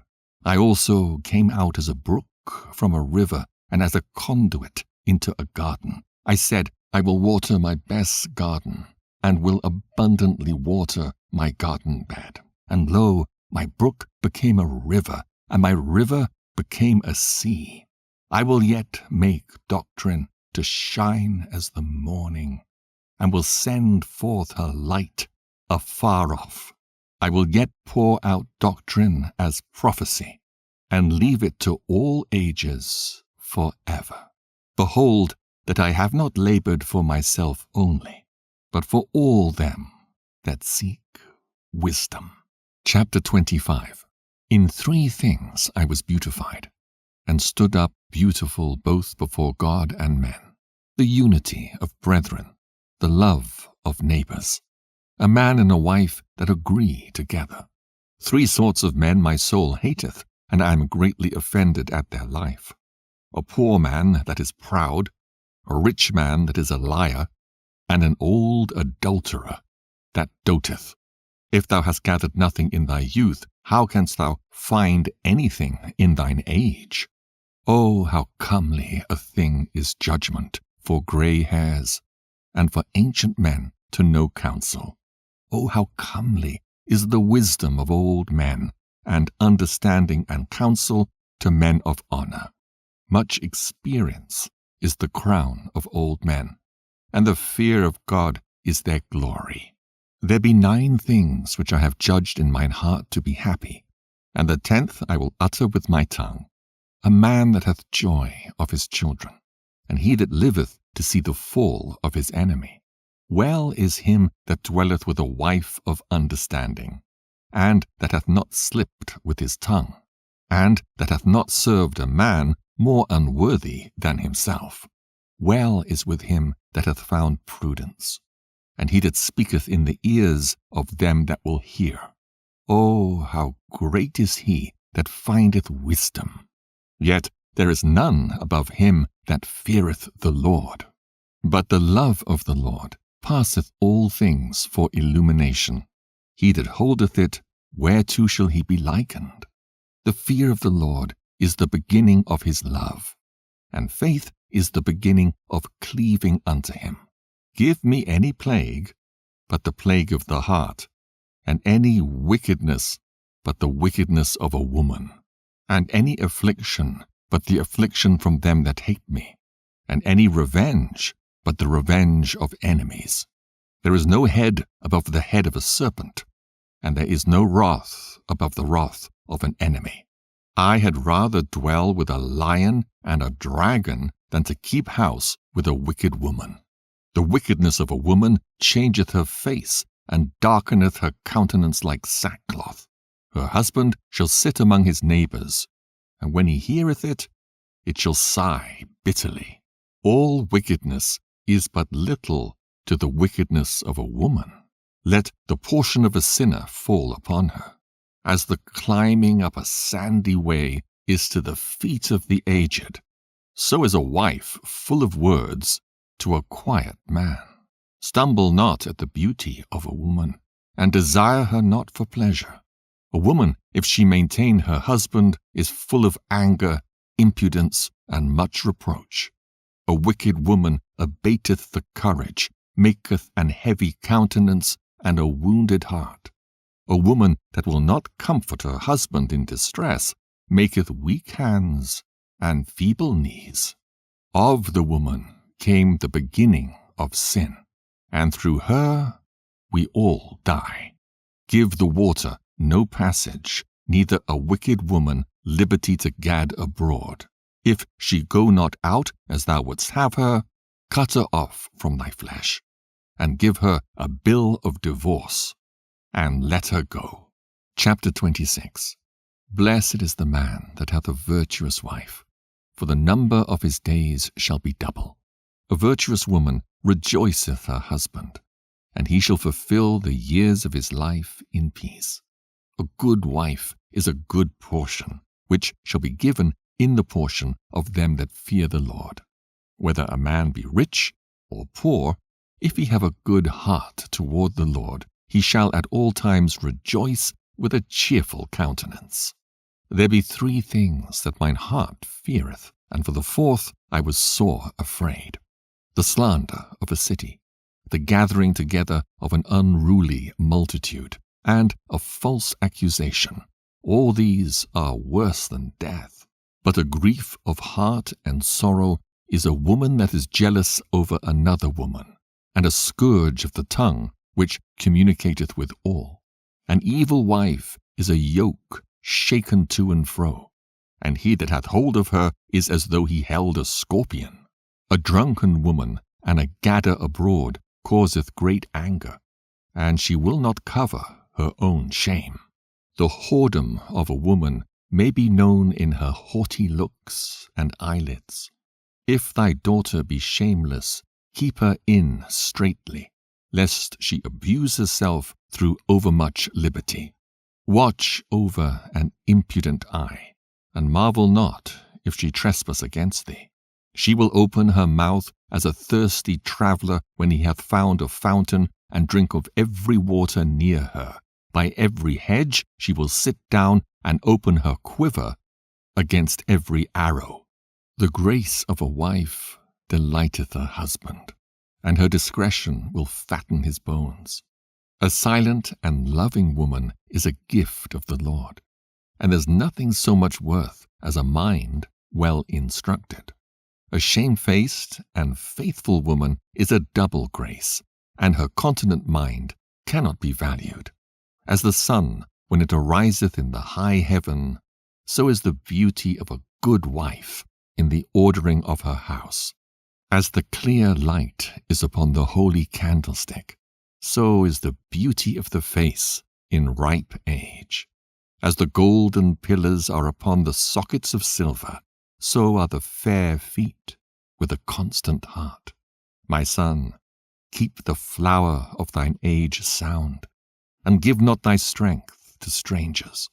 When thou hast gotten a fruitful possession through all the field, sow it with thine own seed, trusting in the goodness of thy stock. So thy race which thou leavest shall be magnified, having the confidence of their good descent. An harlot shall be accounted as spittle, but a married woman is a tower against death to her husband. A wicked woman is given as a portion to a wicked man, but a godly woman is given to him that feareth the Lord. A dishonest woman contemneth shame, but an honest woman will reverence her husband. A shameless woman shall be counted as a dog, but she that is shamefaced will fear the Lord. A woman that honoureth her husband shall be judged wise of all, but she that dishonoureth him in her pride shall be counted ungodly of all. A loud crying woman and a scold shall be sought out to drive away the enemies. There be two things that grieve my heart, and the third maketh me angry: a man of war that suffereth poverty, and men of understanding that are not set by, and one that returneth from righteousness to sin. The Lord prepareth such an one for the sword. A merchant shall hardly keep himself from doing wrong, and an huckster shall not be freed from sin. Chapter 27. Many have sinned for a small matter, and he that seeketh for abundance shall turn his eyes away. As a nail sticketh fast between the joinings of the stones, so doth sin stick close between buying and selling. Unless a man hold himself diligently in the fear of the Lord, his house shall soon be overthrown. As when one sifteth with a sieve, the refuse remaineth, so the filth of man in his talk. The furnace proveth the potter's vessels, so the trial of man is in his reasoning. The fruit declareth if the tree have been dressed, so is the utterance of a conceit in the heart of man. Praise no man before thou hearest him speak, for this is the trial of men. If thou followest righteousness, thou shalt obtain her, and put her on as a glorious long robe. The birds will resort unto their like, so will truth return unto them that practice in her. As the lion lieth in wait for the prey, so sin for them that work iniquity. The discourse of a godly man is always with wisdom, but a fool changeth as the moon.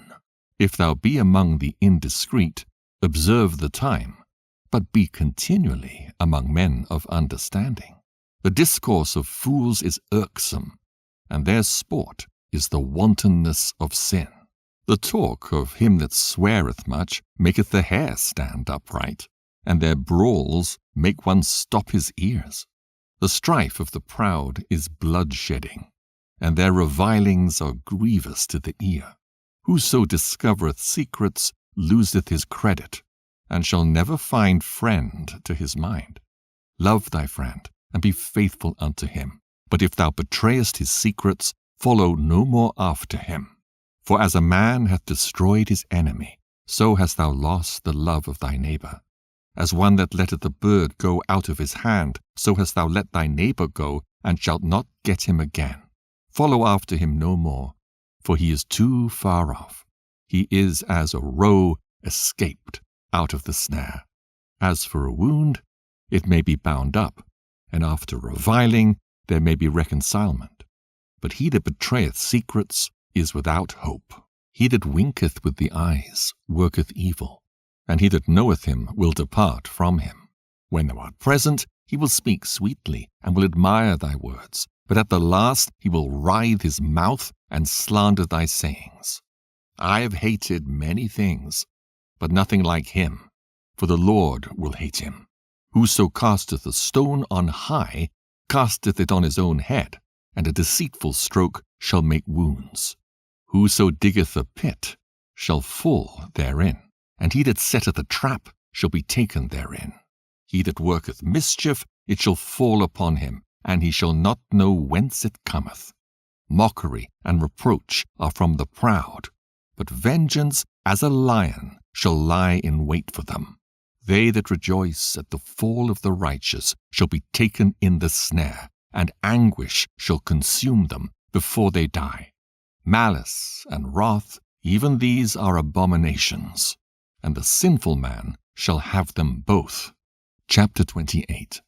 He that revengeth shall find vengeance from the Lord, and he will surely keep his sins in remembrance. Forgive thy neighbor the hurt that he hath done unto thee, so shall thy sins also be forgiven when thou prayest. One man beareth hatred against another, and doth he seek pardon from the Lord? He showeth no mercy to a man which is like himself, and doth he ask forgiveness of his own sins? If he that is but flesh nourish hatred, who will entreat for pardon of his sins? Remember thy end, and let enmity cease. Remember corruption and death, and abide in the commandments. Remember the commandments, and bear no malice to thy neighbor. Remember the covenant of the highest, and wink at ignorance. Abstain from strife, and thou shalt diminish thy sins. For a furious man will kindle strife.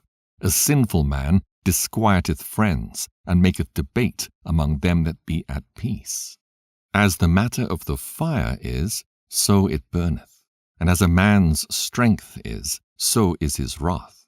And according to his riches his anger riseth, and the stronger they are which contend, the more they will be inflamed.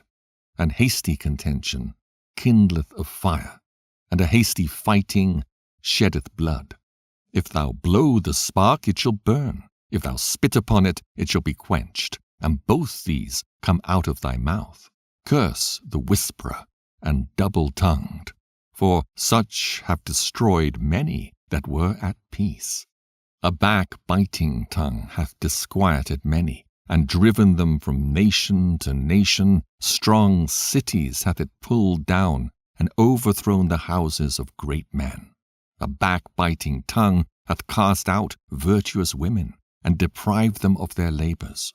Whoso hearkeneth unto it shall never find rest, and never dwell quietly. The stroke of the whip maketh marks in the flesh, but the stroke of the tongue breaketh the bones. Many have fallen by the edge of the sword, but not so many as have fallen by the tongue. Well is he that is defended through the venom thereof, who hath not drawn the yoke thereof, nor hath been bound in her bands. For the yoke thereof is a yoke of iron, and the bands thereof are bands of brass. The death thereof is an evil death. The grave were better than it. It shall not have rule over them that fear God, neither shall they be burned with the flame thereof. Such as forsake the Lord shall fall into it, and it shall burn in them and not be quenched. It shall be sent upon them as a lion, and devour them as a leopard. Look that thou hedge thy possession about with thorns, and bind up thy silver and gold, and weigh thy words in a balance, and make a door and bar for thy mouth. Beware thou slide not by it, lest thou fall before him that lieth in wait. Chapter 29. He that is merciful will lend unto his neighbor, and he that strengtheneth his hand keepeth the commandments.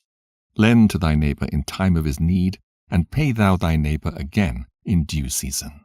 Keep thy word, and deal faithfully with him, and thou shalt always find the thing that is necessary for thee. Many, when a thing was lent them, reckoned it to be found, and put them to trouble that helped them. Till he hath received, he will kiss a man's hand, and for his neighbor's money he will speak submissly. But when he should repay, he will prolong the time, and return words of grief, and complain of the time. If he prevail, he shall hardly receive the half, and he will count it as if he had found it. If not, he hath deprived him of his money, and he hath gotten him an enemy without cause. He payeth him with cursings and railings, and for honor he will pay him disgrace. Many therefore have refused to lend for other men's ill dealing, fearing to be defrauded. Yet have thou patience with a man in poor estate, and delay not to show him mercy. Help the poor for the commandment's sake, and turn him not away because of his poverty. Lose thy money for thy brother and thy friend, and let it not rust under a stone to be lost. Lay up thy treasure according to the commandments of the Most High, and it shall bring thee more profit than gold. shut up alms in thy storehouses, and it shall deliver thee from all affliction. It shall fight for thee against thine enemies, better than a mighty shield and strong spear.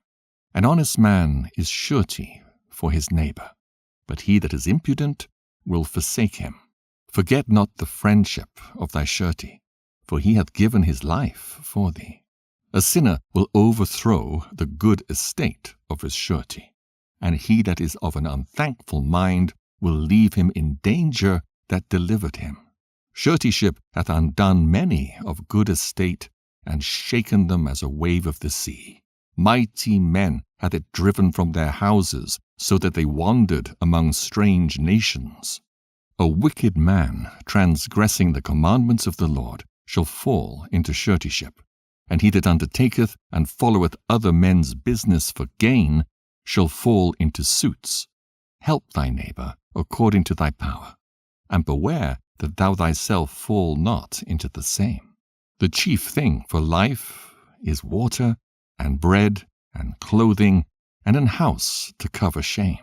Better is the life of a poor man in a mean cottage than delicate fare in another man's house.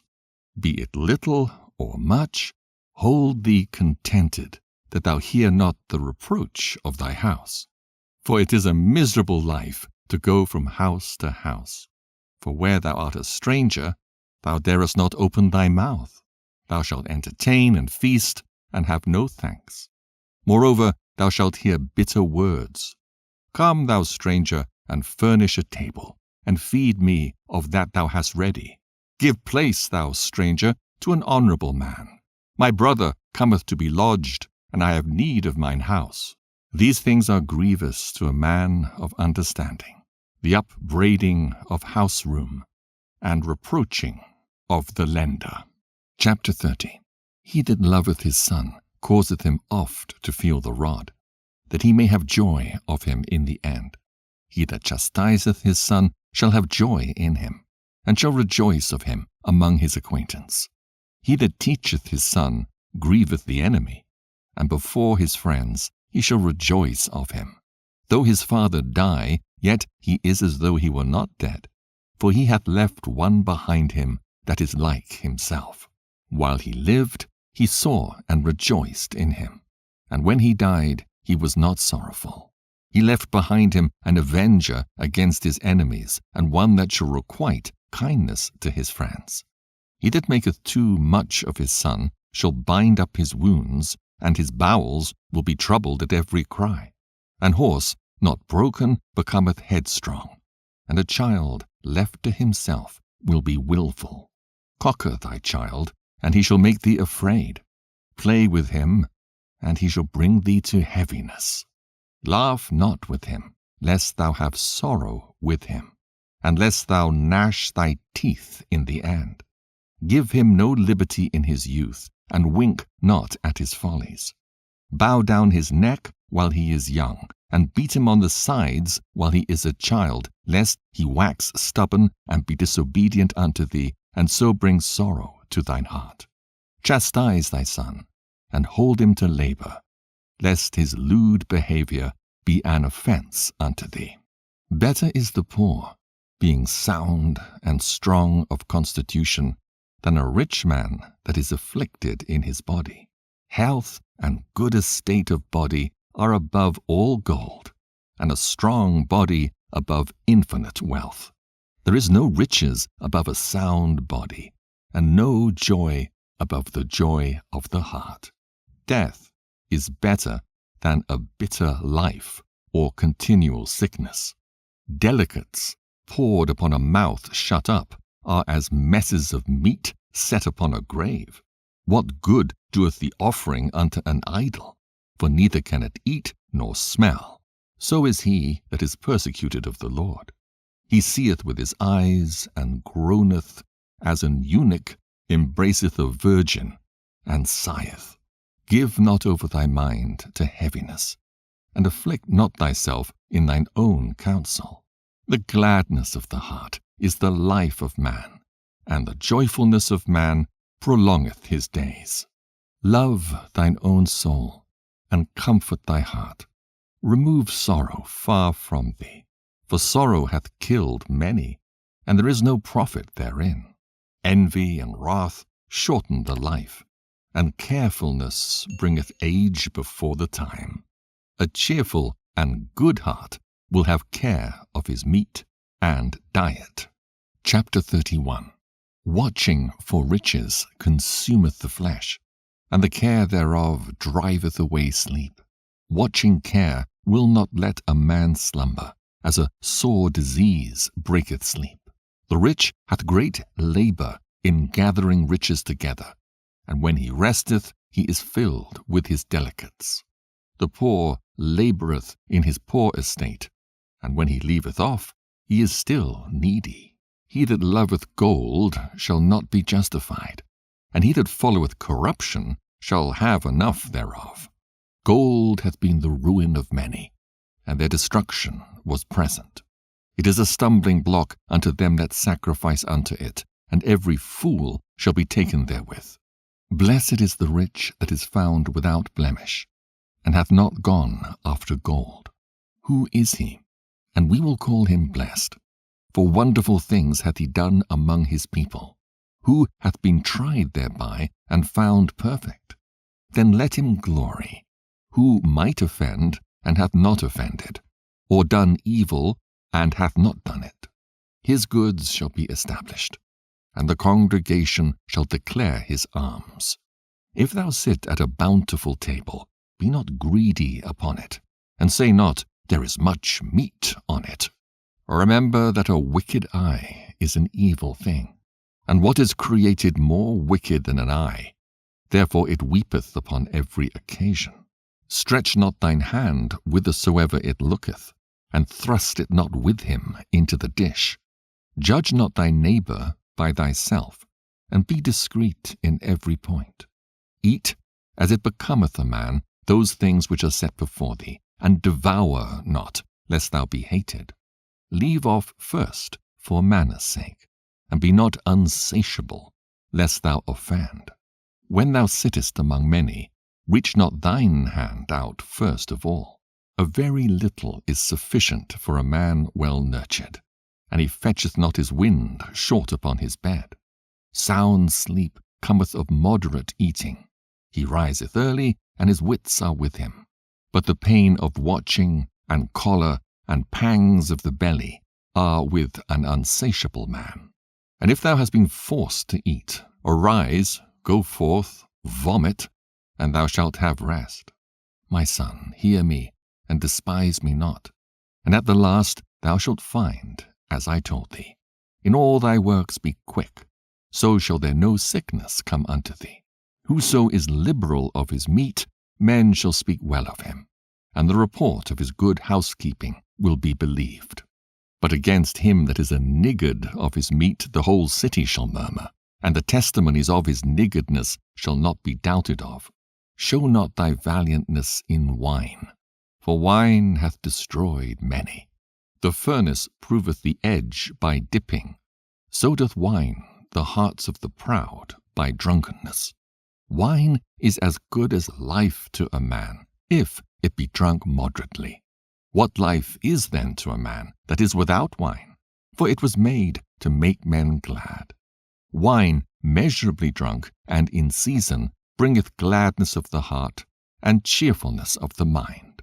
But wine drunken with excess maketh bitterness of the mind, with brawling and quarrelling.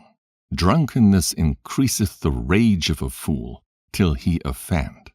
It diminisheth strength and maketh wounds. Rebuke not thy neighbour at the wine, and despise him not in his mirth. Give him no despiteful words, and press not upon him with urging him to drink. Chapter 32. If thou be made the master of a feast, lift not thyself up, but be among them as one of the rest. Take diligent care for them, and so sit down. And when thou hast done all thy office, take thy place, that thou mayest be merry with them, and receive a crown for thy well ordering of the feast.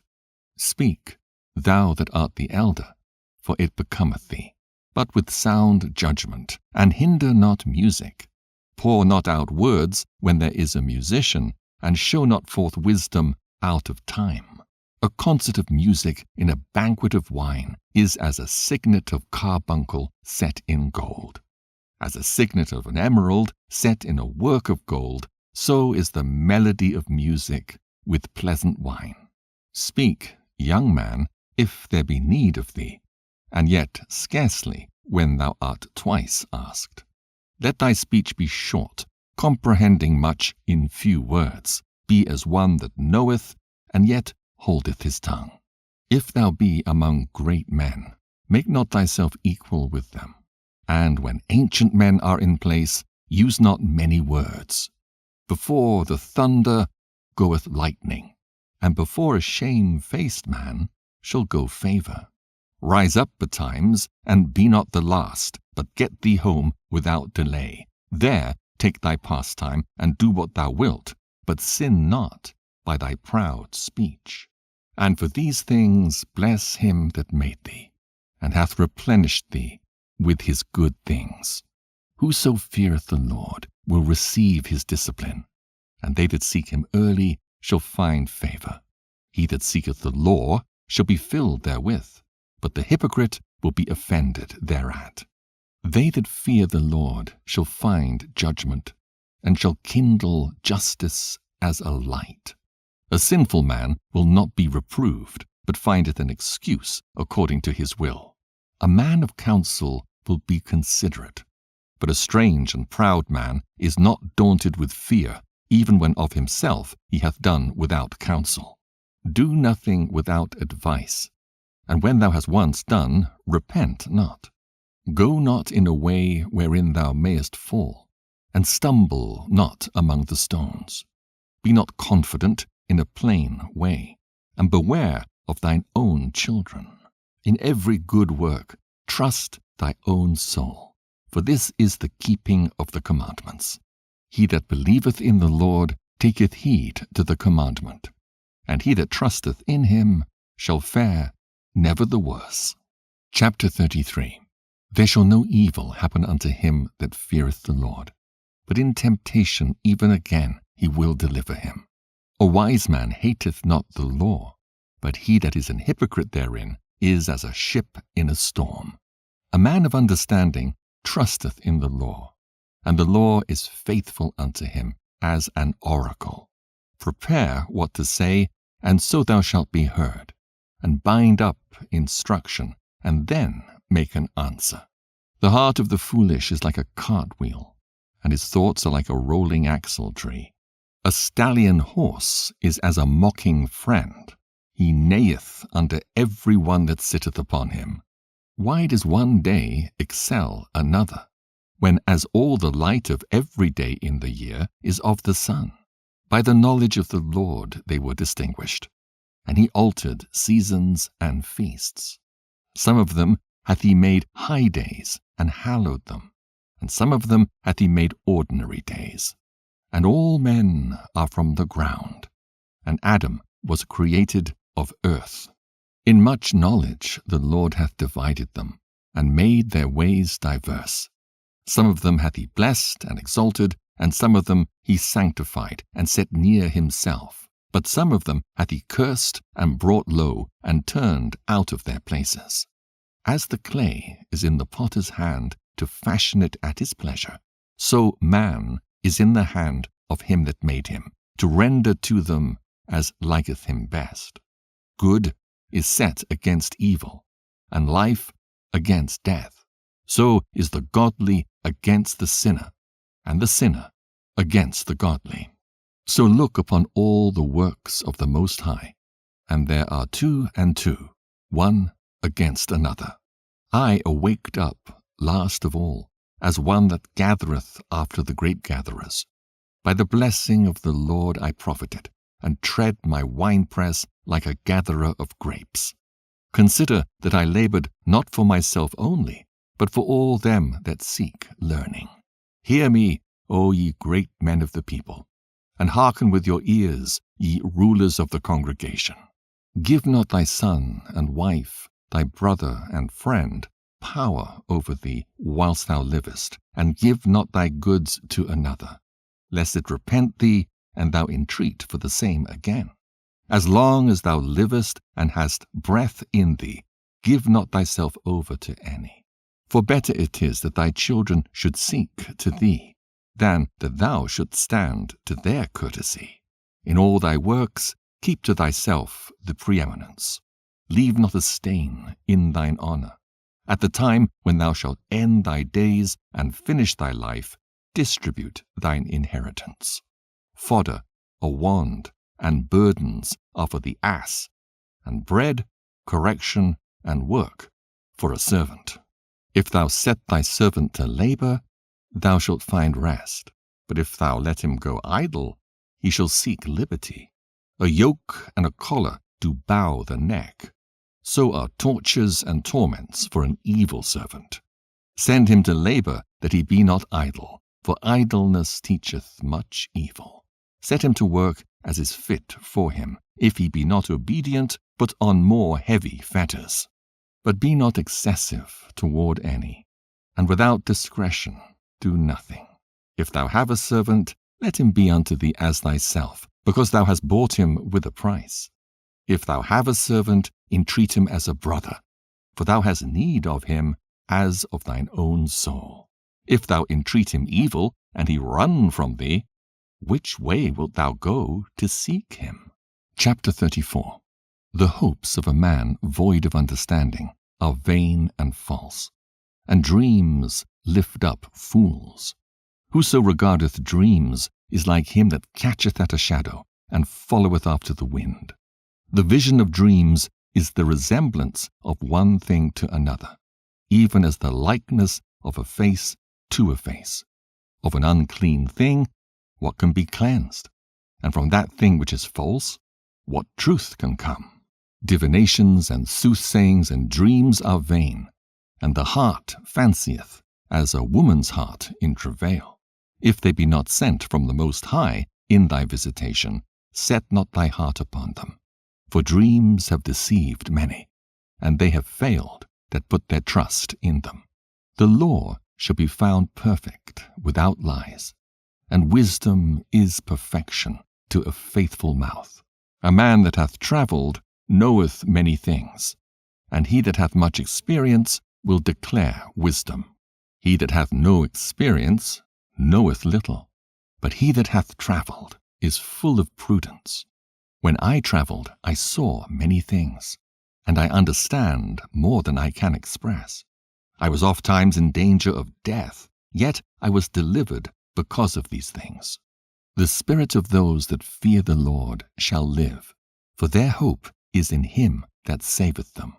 Whoso feareth the Lord shall not fear, nor be afraid, for he is his hope. Blessed is the soul of him that feareth the Lord. To whom doth he look, and who is his strength? For the eyes of the Lord are upon them that love him. He is their mighty protection and strong stay, a defense from heat, and a cover from the sun at noon, a preservation from stumbling, and an help from falling. He raiseth up the soul, and lighteneth the eyes. He giveth health, life, and blessing. He that sacrificeth of a thing wrongfully gotten, his offering is ridiculous, and the gifts of unjust men are not accepted. The Most High is not pleased with the offerings of the wicked, neither is he pacified for sin by the multitude of sacrifices. Whoso bringeth an offering of the goods of the poor doeth as one that killeth the sun before his father's eyes. The bread of the needy is their life. He that defraudeth them thereof is a man of blood. He that taketh away his neighbour's living slayeth him, and he that defraudeth the labourer of his hire is a bloodshedder. When one buildeth and another pulleth down, what profit have they then but labour? When one prayeth and another curseth, whose voice will the Lord hear? He that washeth himself after the touching of a dead body, if he touch it again, what availeth his washing? So is it with a man that fasteth for his sins, and goeth again and doeth the same. Who will hear his prayer? Or what doth his humbling profit him? Chapter 35. He that keepeth the law bringeth offerings enough. He that taketh heed to the commandment offereth a peace offering. He that requiteth a good turn offereth fine flour, and he that giveth alms sacrificeth praise. To depart from wickedness is a thing pleasing to the Lord, and to forsake unrighteousness is a propitiation. Thou shalt not appear empty before the Lord. For all these things are to be done because of the commandment. The offering of the righteous maketh the altar fat, and the sweet savour thereof is before the Most High. The sacrifice of a just man is acceptable, and the memorial thereof shall never be forgotten. Give the Lord his honour with a good eye, and diminish not the firstfruits of thine hands. In all thy gifts show a cheerful countenance, and dedicate thy tithes with gladness. Give unto the Most High according as he hath enriched thee, and as thou hast gotten, give with a cheerful eye. For the Lord recompenseth, and will give thee 7 times as much. Do not think to corrupt with gifts, for such he will not receive. And trust not to unrighteous sacrifices, for the Lord is judge, and with him is no respect of persons. He will not accept any person against a poor man, but will hear the prayer of the oppressed. He will not despise the supplication of the fatherless, nor the widow when she poureth out her complaint. Do not the tears run down the widow's cheeks? And is not her cry against him that causeth them to fall? He that serveth the Lord shall be accepted with favour, and his prayer shall reach unto the clouds. The prayer of the humble pierceth the clouds, and till it come nigh he will not be comforted, and will not depart, till the Most High shall behold to judge righteously and execute judgment. For the Lord will not be slack, neither will the mighty be patient toward them, till he have smitten in sunder the loins of the unmerciful, and repayeth vengeance to the heathen, till he have taken away the multitude of the proud, and broken the scepter of the unrighteous, till he have rendered to every man according to his deeds, and to the works of men according to their devices, till he have judged the cause of his people, and made them to rejoice in his mercy. Mercy is seasonable in the time of affliction, as clouds of rain in the time of drought. Chapter 36. Have mercy upon us, O Lord God of all, and behold us, and send thy fear upon all the nations that seek not after thee. Lift up thy hand against the strange nations, and let them see thy power. As thou wast sanctified in us before them, so be thou magnified among them before us. And let them know thee as we have known thee, that there is no God but only thou, O God. Show new signs, and make other strange wonders. Glorify thy hand and thy right arm, that they may set forth thy wondrous works. Raise up indignation, and pour out wrath. Take away the adversary, and destroy the enemy. Make the time short. Remember the covenant, and let them declare thy wonderful works. Let him that escapeth be consumed by the rage of the fire, and let them perish that oppress the people. Smite in sunder the heads of the rulers of the heathen that say, There is none other but we. Gather all the tribes of Jacob together, and inherit thou them as from the beginning. O Lord, have mercy upon the people that is called by thy name, and upon Israel, whom thou hast named thy firstborn. O, be merciful unto Jerusalem, thy holy city, the place of thy rest. Fill Sion with thine unspeakable oracles, and thy people with thy glory. Give testimony unto those that thou hast possessed from the beginning, and raise up prophets that have been in thy name. Reward them that wait for thee, and let thy prophets be found faithful. O Lord, hear the prayer of thy servants, according to the blessing of Aaron over thy people, that all they which dwell upon the earth may know that thou art the Lord, the eternal God. The belly devoureth all meats, yet is one meat better than another. As the palate tasteth divers kinds of venison, so doth an heart of understanding false speeches. A froward heart causeth heaviness, but a man of experience will recompense him. A woman will receive every man, yet is one daughter better than another. The beauty of a woman cheereth the countenance, and a man loveth nothing better. If there be kindness, meekness, and comfort in her tongue, then is not her husband like other men. He that getteth a wife beginneth a possession, a help like unto himself, and a pillar of rest. Where no hedge is, there the possession is spoiled, and he that hath no wife will wander up and down mourning. Who will trust a thief well appointed that skippeth from city to city? So who will believe a man that hath no house, and lodgeth wheresoever the night taketh him? Chapter 37. Every friend saith, I am his friend also. But there is a friend which is only a friend in name.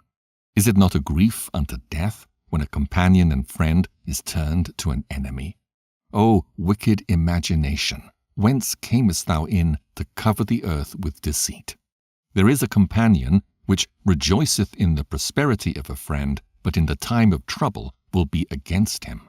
There is a companion which helpeth his friend for the belly, and taketh up the buckler against the enemy.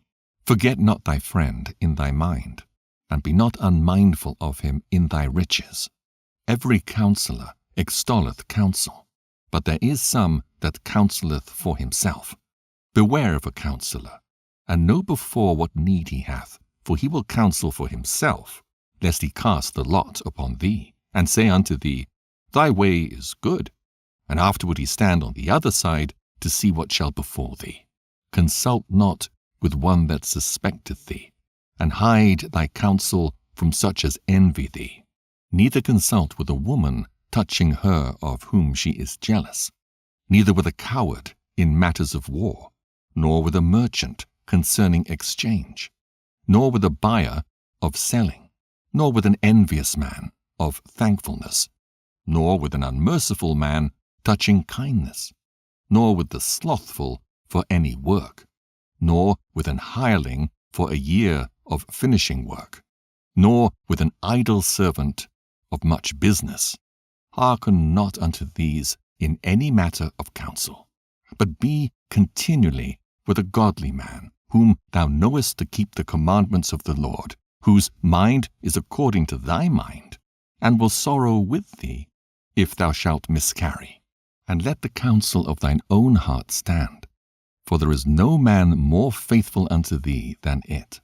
For a man's mind is sometime wont to tell him more than 7 watchmen that sit above in an high tower. And above all this, pray to the Most High that he will direct thy way in truth. Let reason go before every enterprise, and counsel before every action. The countenance is a sign of changing of the heart. 4 manner of things appear, good and evil, life and death, but the tongue ruleth over them continually. There is one that is wise and teacheth many, and yet is unprofitable to himself.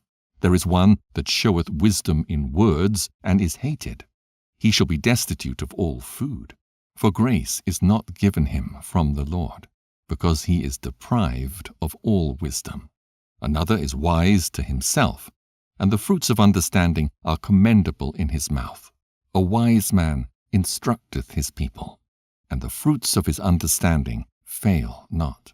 A wise man shall be filled with blessing, and all they that see him shall count him happy. The days of the life of man may be numbered, but the days of Israel are innumerable. A wise man shall inherit glory among his people, and his name shall be perpetual. My son, prove thy soul in thy life, and see what is evil for it, and give not that unto it. For all things are not profitable for all men, neither hath every soul pleasure in every thing. Be not unsatiable in any dainty thing, nor too greedy upon meats. For excess of meats bringeth sickness, and surfeiting will turn into choler. By surfeiting many have perished, but he that taketh heed prolongeth his life. Chapter 38. Honour a physician with the honour due unto him for the uses which ye may have of him, for the Lord hath created him. For of the Most High cometh healing, and he shall receive honour of the King. The skill of the physician shall lift up his head, and in the sight of great men he shall be in admiration. The Lord hath created medicines out of the earth, and he that is wise will not abhor them. Was not the water made sweet with wood, that the virtue thereof might be known? And he hath given men skill, that he might be honoured in his marvellous works. With such doth he heal men, and taketh away their pains. Of such doth the apothecary make a confection, and of his works there is no end. And from him is peace over all the earth. My son, in thy sickness be not negligent, but pray unto the Lord, and he will make thee whole. Leave off from sin, and order thine hands aright, and cleanse thy heart from all wickedness. Give a sweet savour and a memorial of fine flour, and make a fat offering, as not being. Then give place to the physician, for the Lord hath created him. Let him not go from thee, for thou hast need of him. There is a time when in their hands there is good success. For they shall also pray unto the Lord, that he would prosper that which they give for ease and remedy, to prolong life. He that sinneth before his Maker, let him fall into the hand of the physician. My son, let tears fall down over the dead, and begin to lament as if thou hadst suffered great harm thyself, and then cover his body according to the custom, and neglect not his burial. Weep bitterly, and make great moan, and use lamentation as he is worthy, and that a day or two, lest thou be evil spoken of, and then comfort thyself for thy heaviness. For of heaviness cometh death, and the heaviness of the heart breaketh strength. In affliction also sorrow remaineth, and the life of the poor is the curse of the heart. Take no heaviness to heart, drive it away, and remember the last end. Forget it not, for there is no turning again. Thou shalt not do him good, but hurt thyself. Remember my judgment, for thine also shall be so. Yesterday for me, and today for thee. When the dead is at rest, let his remembrance rest, and be comforted for him when his spirit is departed from him. The wisdom of a learned man cometh by opportunity of leisure, and he that hath little business shall become wise. How can he get wisdom that holdeth the plough, and that glorieth in the goad, that driveth oxen, and is occupied in their labours, and whose talk is of bullocks? He giveth his mind to make furrows, and he is diligent to give the kine fodder.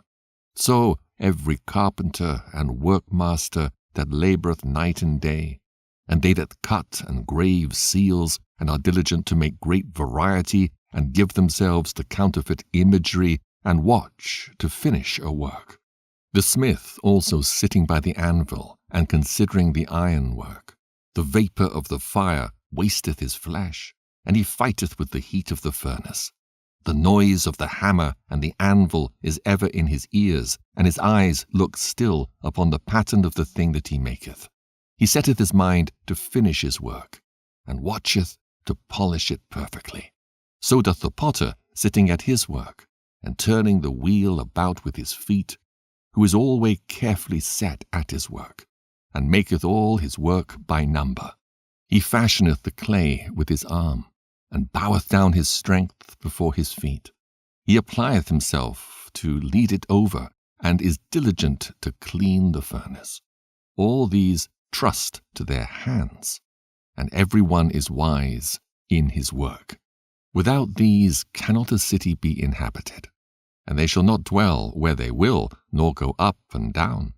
They shall not be sought for in public council, nor sit high in the congregation. They shall not sit on the judge's seat, nor understand the sentence of judgment.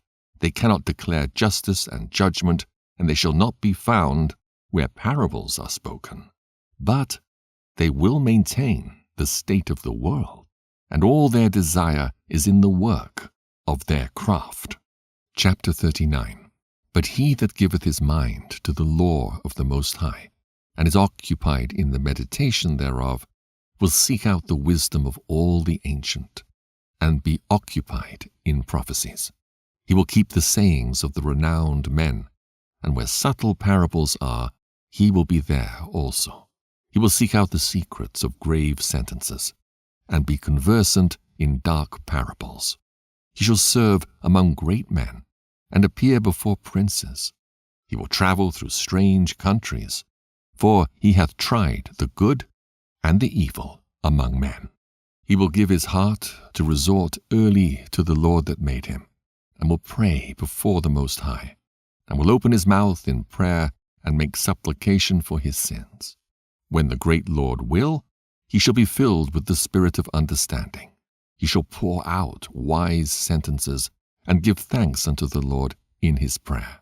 He shall direct his counsel and knowledge, and in his secrets shall he meditate. He shall show forth that which he hath learned, and shall glory in the law of the covenant of the Lord. Many shall commend his understanding, and so long as the world endureth, it shall not be blotted out. His memorial shall not depart away, and his name shall live from generation to generation. Nations shall show forth his wisdom, and the congregation shall declare his praise. If he die, he shall leave a greater name than 1,000, and if he live, he shall increase it. Yet have I more to say, which I have thought upon. For I am filled as the moon at the full. Hearken unto me, ye holy children, and bud forth as a rose growing by the brook of the field. And give ye a sweet savour as frankincense, and flourish as a lily. Send forth a smell, and sing a song of praise. Bless the Lord in all his works. Magnify his name, and show forth his praise with the songs of your lips, and with harps, and in praising him ye shall say after this manner, All the works of the Lord are exceeding good, and whatsoever he commandeth shall be accomplished in due season. And none may say, What is this? Wherefore is that? For at time convenient they shall all be sought out. At his commandment the waters stood as an heap, and at the words of his mouth the receptacles of waters. At his commandment is done whatsoever pleaseth him, and none can hinder when he will save. The works of all flesh are before him, and nothing can be hid from his eyes. He seeth from everlasting to everlasting, and there is nothing wonderful before him. A man need not say, What is this? Wherefore is that? For he hath made all things for their uses. His blessing covered the dry land as a river, and watered it as a flood.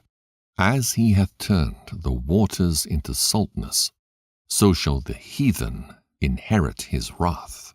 All his ways are plain unto the holy, so are they stumbling blocks unto the wicked. For the good are good things created from the beginning, so evil things for sinners. The principal things for the whole use of man's life are water, fire, iron, and salt, flour of wheat, honey, milk, and the blood of the grape, and oil, and clothing. All these things are for good to the godly. So to the sinners they are turned into evil. There be spirits that are created for vengeance, which in their fury lay on sore strokes. In the time of destruction they pour out their force, and appease the wrath of him that made them. Fire, and hail, and famine, and death, all these were created for vengeance. teeth of wild beasts and scorpions, serpents, and the sword, punishing the wicked to destruction. They shall rejoice in his commandment, and they shall be ready upon earth when need is, and when their time is come, they shall not transgress his word. Therefore from the beginning I was resolved, and thought upon these things, and have left them in writing.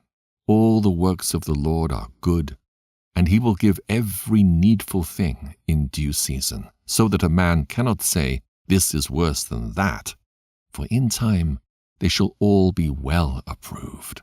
And therefore praise ye the Lord with the whole heart and mouth, and bless the name of the Lord. Chapter 40. Great travail is created for every man, and an heavy yoke is upon the sons of Adam, from the day that they go out of their mother's womb till the day that they return to the mother of all things. Their imagination of things to come, and the day of death, trouble their thoughts, and cause fear of heart.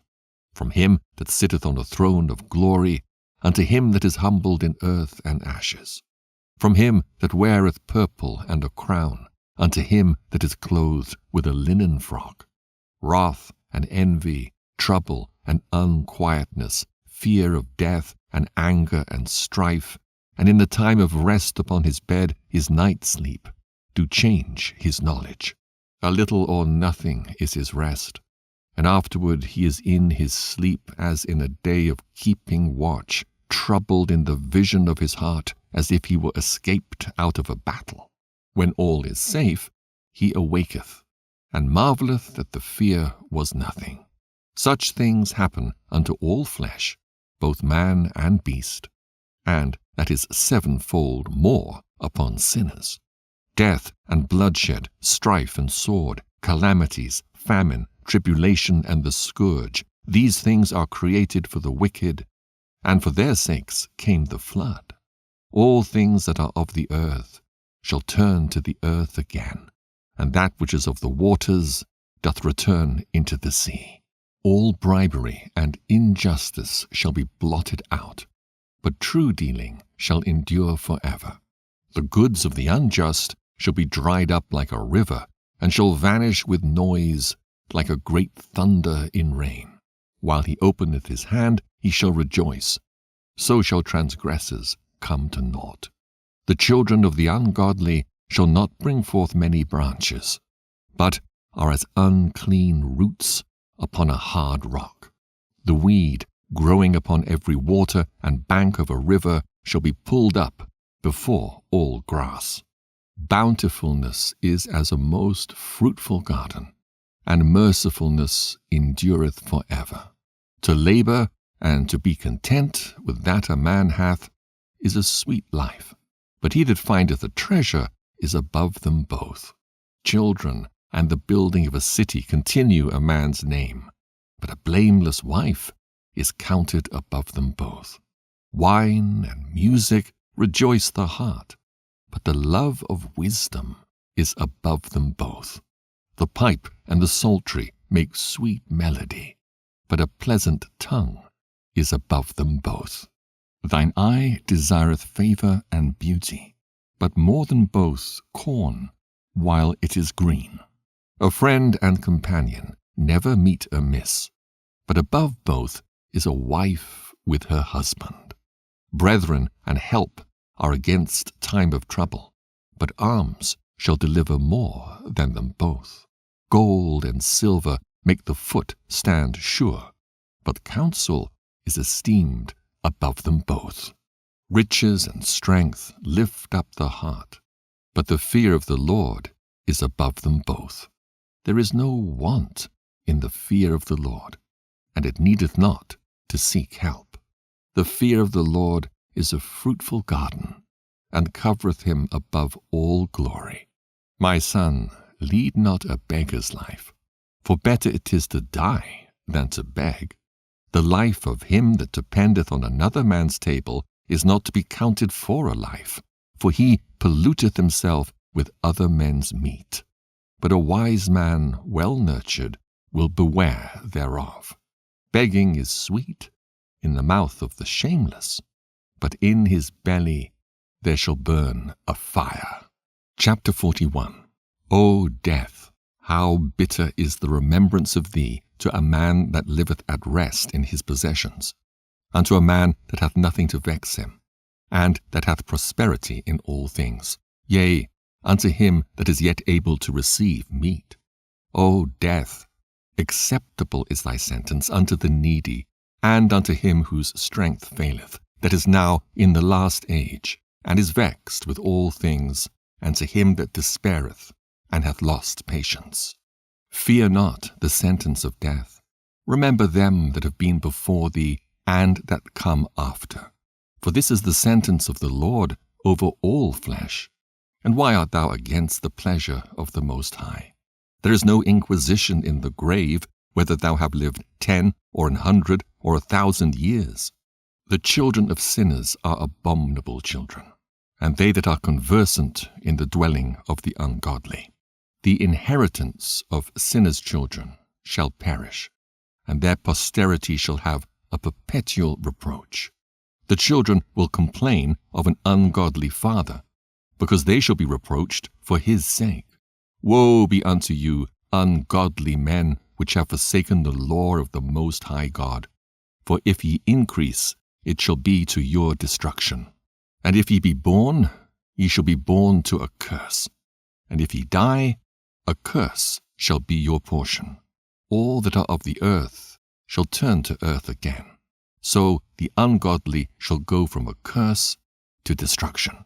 The mourning of men is about their bodies, but an ill name of sinners shall be blotted out. Have regard to thy name, for that shall continue with thee above 1,000 great treasures of gold. A good life hath but few days, but a good name endureth forever. My children, keep discipline in peace. For wisdom that is hid, and a treasure that is not seen, what profit is in them both? A man that hideth his foolishness is better than a man that hideth his wisdom. Therefore, be shamefaced according to my word. For it is not good to retain all shamefacedness, neither is it altogether approved in everything. Be ashamed of whoredom before father and mother, and of a lie before a prince and a mighty man, of an offense before a judge and ruler, of iniquity before a congregation and people, of unjust dealing before thy partner and friend, and of theft in regard of the place where thou sojournest, and in regard of the truth of God and his covenant, and to lean with thine elbow upon the meat, and of scorning to give and take, and of silence before them that salute thee, and to look upon an harlot, and to turn away thy face from thy kinsman, or to take away a portion or a gift, or to gaze upon another man's wife, or to be over busy with his maid, and come not near her bed, or of upbraiding speeches before friends, and after thou hast given, upbraid not, or of iterating and speaking again that which thou hast heard, and of revealing of secrets. So shalt thou be truly shamefaced, and find favor before all men. Chapter 42.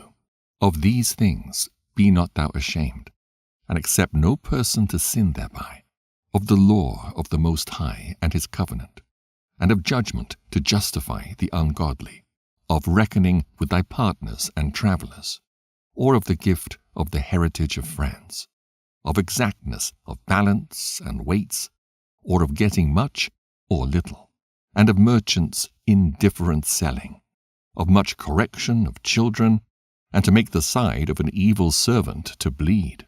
Sure keeping is good where an evil wife is, and shut up where many hands are. Deliver all things in number and weight, and put all in writing that thou givest out or receivest in. Be not ashamed to inform the unwise and foolish, and the extreme aged that contendeth with those that are young. Thus shalt thou be truly learned, and approved of all men living. The father waketh for the daughter, when no man knoweth, and the care for her taketh away sleep, when she is young, lest she pass away the flower of her age, and being married, lest she should be hated, in her virginity, lest she should be defiled and gotten with child in her father's house, and having a husband, lest she should misbehave herself, and when she is married, lest she should be barren. Keep a sure watch over a shameless daughter, lest she make thee a laughingstock to thine enemies, and a byword in the city, and a reproach among the people, and make thee ashamed before the multitude. Behold not everybody's beauty, and sit not in the midst of women. For from garments cometh a moth, and from women wickedness. Better is the churlishness of a man than a courteous woman, a woman, I say, which bringeth shame and reproach. I will now remember the works of the Lord, and declare the things that I have seen. In the words of the Lord are his works. The sun that giveth light looketh upon all things, and the work thereof is full of the glory of the Lord. The Lord hath not given power to the saints to declare all his marvelous works, which the Almighty Lord firmly settled, that whatsoever is might be established for his glory. He seeketh out the deep and the heart, and considereth their crafty devices. For the Lord knoweth all that may be known, and he beholdeth the signs of the world. He declareth the things that are past and for to come, and revealeth the steps of hidden things. No thought escapeth him, neither any word is hidden from him. He hath garnished the excellent works of his wisdom, and he is from everlasting to everlasting. Unto him may nothing be added, neither can he be diminished. And he hath no need of any counselor. Oh, how desirable are all his works, and that a man may see even to a spark. All these things live and remain forever for all uses, and they are all obedient. All things are double one against another, and he hath made nothing imperfect. One thing establisheth the good for another, and who shall be filled with beholding his glory? Chapter 43. The pride of the height, the clear firmament, the beauty of heaven with his glorious show, the sun when it appeareth, declaring at his rising a marvelous instrument, the work of the Most High. At noon it parcheth the country, and who can abide the burning heat thereof? A man blowing a furnace is in works of heat, but the sun burneth the mountains 3 times more, breathing out fiery vapors and sending forth bright beams. It dimmeth the eyes. Great is the Lord that made it, and at his commandment runneth hastily. He made the moon also to serve in her season for a declaration of times and a sign of the world. From the moon is the sign of feasts, a light that decreaseth in her perfection. The month is called after her name, increasing wonderfully in her changing, being an instrument of the armies above, shining in the firmament of heaven. The beauty of heaven, the glory of the stars, an ornament giving light in the highest places of the Lord. At the commandment of the Holy One, they will stand in their order, and never faint in their watches. Look upon the rainbow, and praise him that made it. Very beautiful it is in the brightness thereof. It compasseth the heaven about with a glorious circle, and the hands of the Most High have bended it. By his commandment he maketh the snow to fall aplace, and sendeth swiftly the lightnings of his judgment. Through this the treasures are opened, and clouds fly forth as fowls. By his great power he maketh the clouds firm, and the hailstones are broken small. At his sight the mountains are shaken, and at his will the south wind bloweth. The noise of the thunder maketh the earth to tremble. So doth the northern storm and the whirlwind. As birds flying he scattereth the snow, and falling down thereof is as the lighting of grasshoppers. The eye marvelleth at the beauty of the whiteness thereof, and the heart is astonished at the reigning of it. The hoarfrost also, as salt, he poureth on the earth, and being congealed, it lieth on the top of sharp stakes. When the cold north wind bloweth, and the water is congealed into ice, it abideth upon every gathering together of water, and cloneth the water as with a breastplate. It devoureth the mountains, and burneth the wilderness, and consumeth the grass as fire. A present remedy of all is a mist coming speedily. A dew coming after heat refresheth. By his counsel he appeaseth the deep, and planteth islands therein. They that sail on the sea tell of the danger thereof, and when we hear it with our ears, we marvel thereat. For therein be strange and wondrous works, variety of all kinds of beasts and whales created. By him the end of them hath prosperous success, and by his word all things consist. We may speak much, and yet come short, whereof in some he is all. How shall we be able to magnify him? For he is great above all his works. The Lord is terrible and very great, and marvelous in his power. When ye glorify the Lord, exalt him as much as ye can, for even yet will he far exceed. And when ye exalt him, put forth all your strength, and be not weary, for ye can never go far enough. Who hath seen him, that he might tell us, and who can magnify him as he is? There are yet hid greater things than these be, for we have seen but a few of his works. For the Lord hath made all things, and to the godly hath he given wisdom. Chapter 44. Let us now praise famous men, and our fathers that begat us. The Lord hath wrought great glory by them through his great power from the beginning, such as did bear rule in their kingdoms, men renowned for their power, giving counsel by their understanding, and declaring prophecies. Leaders of the people by their counsels, and by their knowledge of learning, meet for the people. Wise and eloquent are their instructions. Such as found out musical tunes, and recited verses in writing. Rich men furnished with ability, living peaceably in their habitations. All these were honored in their generations, and were the glory of their times. There have been of them that have left a name behind them, that their praises might be reported. And some there be which have no memorial, who are perished as though they had never been, and are become as though they'd never been born, and their children after them. But these were merciful men, whose righteousness hath not been forgotten. With their seed shall continually remain a good inheritance, and their children are within the covenant. Their seed standeth fast, and their children for their sakes. Their seed shall remain forever, and their glory shall not be blotted out. Their bodies are buried in peace, but their name liveth for evermore. The people will tell of their wisdom, and the congregation will show forth their praise. Enoch pleased the Lord, and was translated, being an example of repentance to all generations.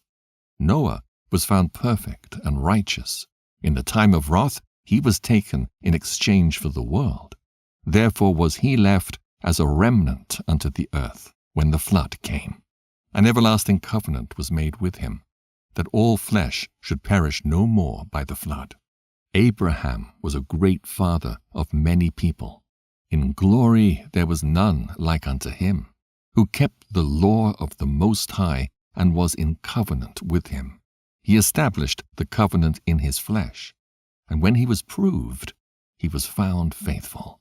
Therefore he assured him by an oath that he would bless the nations in his seed, and that he would multiply him as the dust of the earth, and exalt his seed as the stars, and cause them to inherit from sea to sea, and from the river unto the utmost part of the land. With Isaac did he establish likewise for Abraham his father's sake the blessing of all men, and the covenant, and made it rest upon the head of Jacob. He acknowledged him in his blessing, and gave him an inheritance, and divided his portions. Among the 12 tribes did he part them. Chapter 45. And he brought out of him a merciful man, which found favor in the sight of all flesh, even Moses, beloved of God and men, whose memorial is blessed. He made him like to the glorious saints, and magnified him, so that his enemies stood in fear of him. By his words he caused the wonders to cease, and he made him glorious in the sight of kings, and gave him a commandment for his people, and showed him part of his glory. He sanctified him in his faithfulness and meekness, and chose him out of all men. He made him to hear his voice, and brought him into the dark cloud, and gave him commandments before his face, even the law of life and knowledge, that he might teach Jacob his covenants, and Israel his judgments. He exalted Aaron, an holy man like unto him, even his brother of the tribe of Levi. An everlasting covenant he made with him, and gave him the priesthood among the people. He beautified him with comely ornaments, and clothed him with a robe of glory. He put upon him perfect glory, and strengthened him with rich garments, with breeches, with a long robe, and the ephod. And he compassed him with pomegranates, and with many golden bells round about, that as he went there might be a sound, and a noise made that might be heard in the temple for a memorial to the children of his people. With an holy garment, with gold and blue silk and purple, the work of the embroidery, with a breastplate of judgment, and with Urim and Thummim, with twisted scarlet, the work of the cunning workman, with precious stones, graven like seals and set in gold, the work of the jeweler, with a writing engraved for a memorial after the number of the tribes of Israel. He set a crown of gold upon the mitre, wherein was engraved holiness, an ornament of honor, a costly work, the desires of the eyes, goodly and beautiful.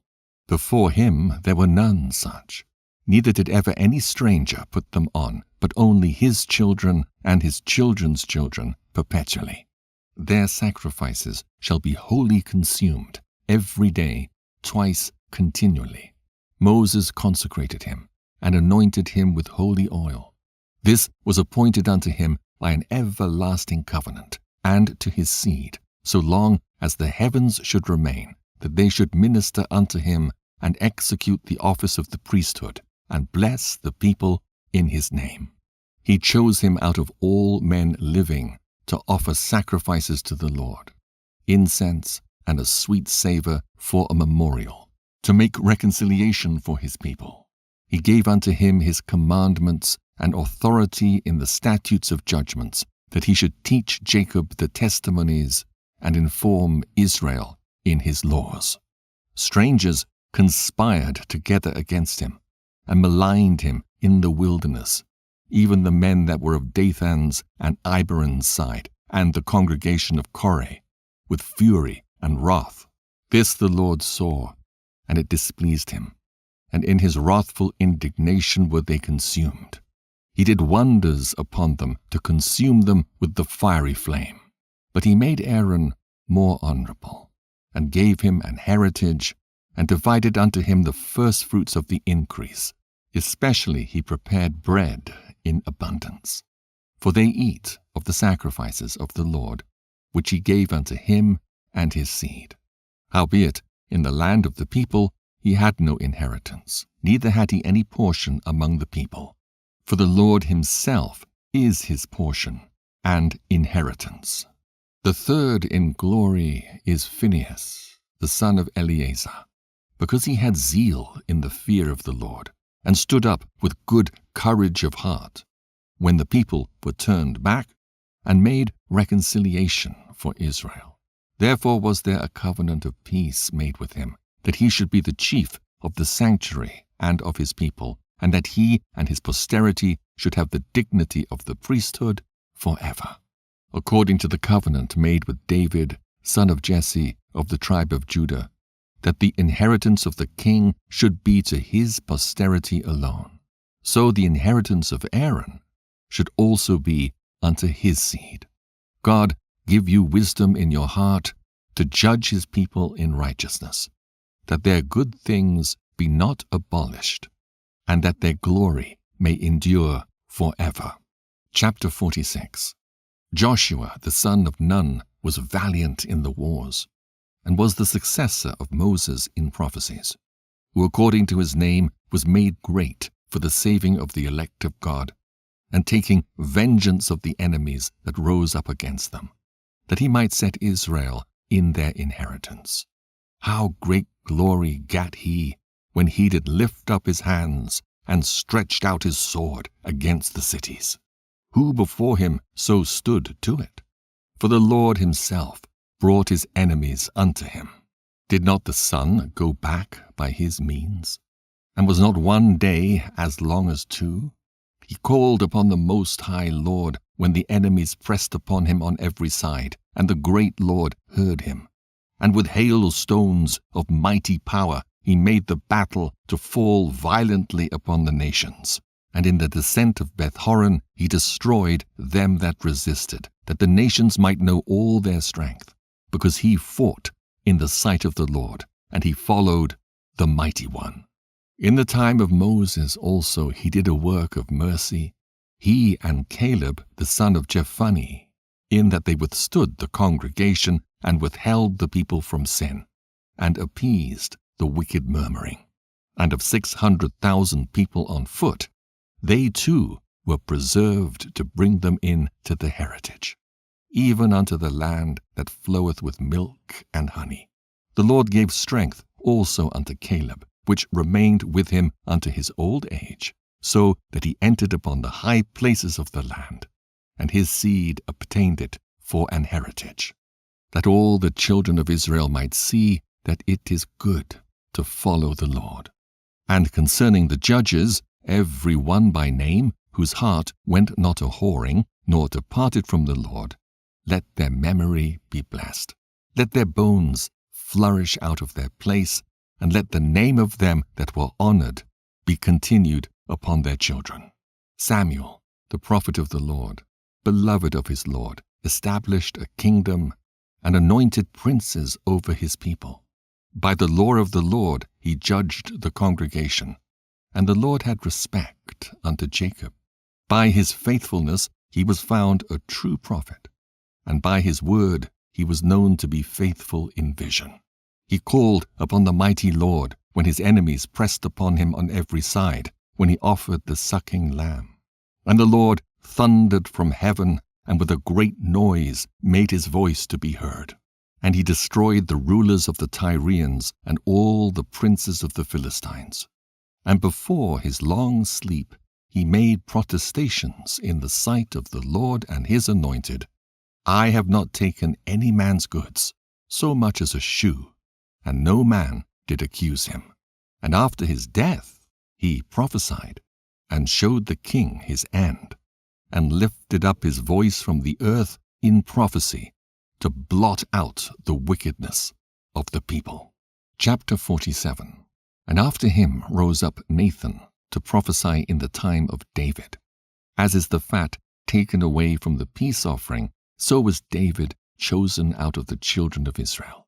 He played with lions as with kids, and with bears as with lambs. Slew he not a giant when he was yet but young? And did he not take away reproach from the people when he lifted up his hand with the stone in the sling, and beat down the boasting of Goliath? For he called upon the Most High Lord, and he gave him strength in his right hand to slay that mighty warrior, and set up the horn of his people. So the people honored him with 10,000s, and praised him in the blessings of the Lord, in that he gave him a crown of glory. For he destroyed the enemies on every side, and brought to naught the Philistines his adversaries, and brake their horn in sunder unto this day. In all his works he praised the Holy One Most High with words of glory. With his whole heart he sung songs, and loved him that made him. He set singers also before the altar, that by their voices they might make sweet melody, and daily sing praises in their songs. He beautified their feasts, and set in order the solemn times until the end, that they might praise his holy name, and that the temple might sound from morning.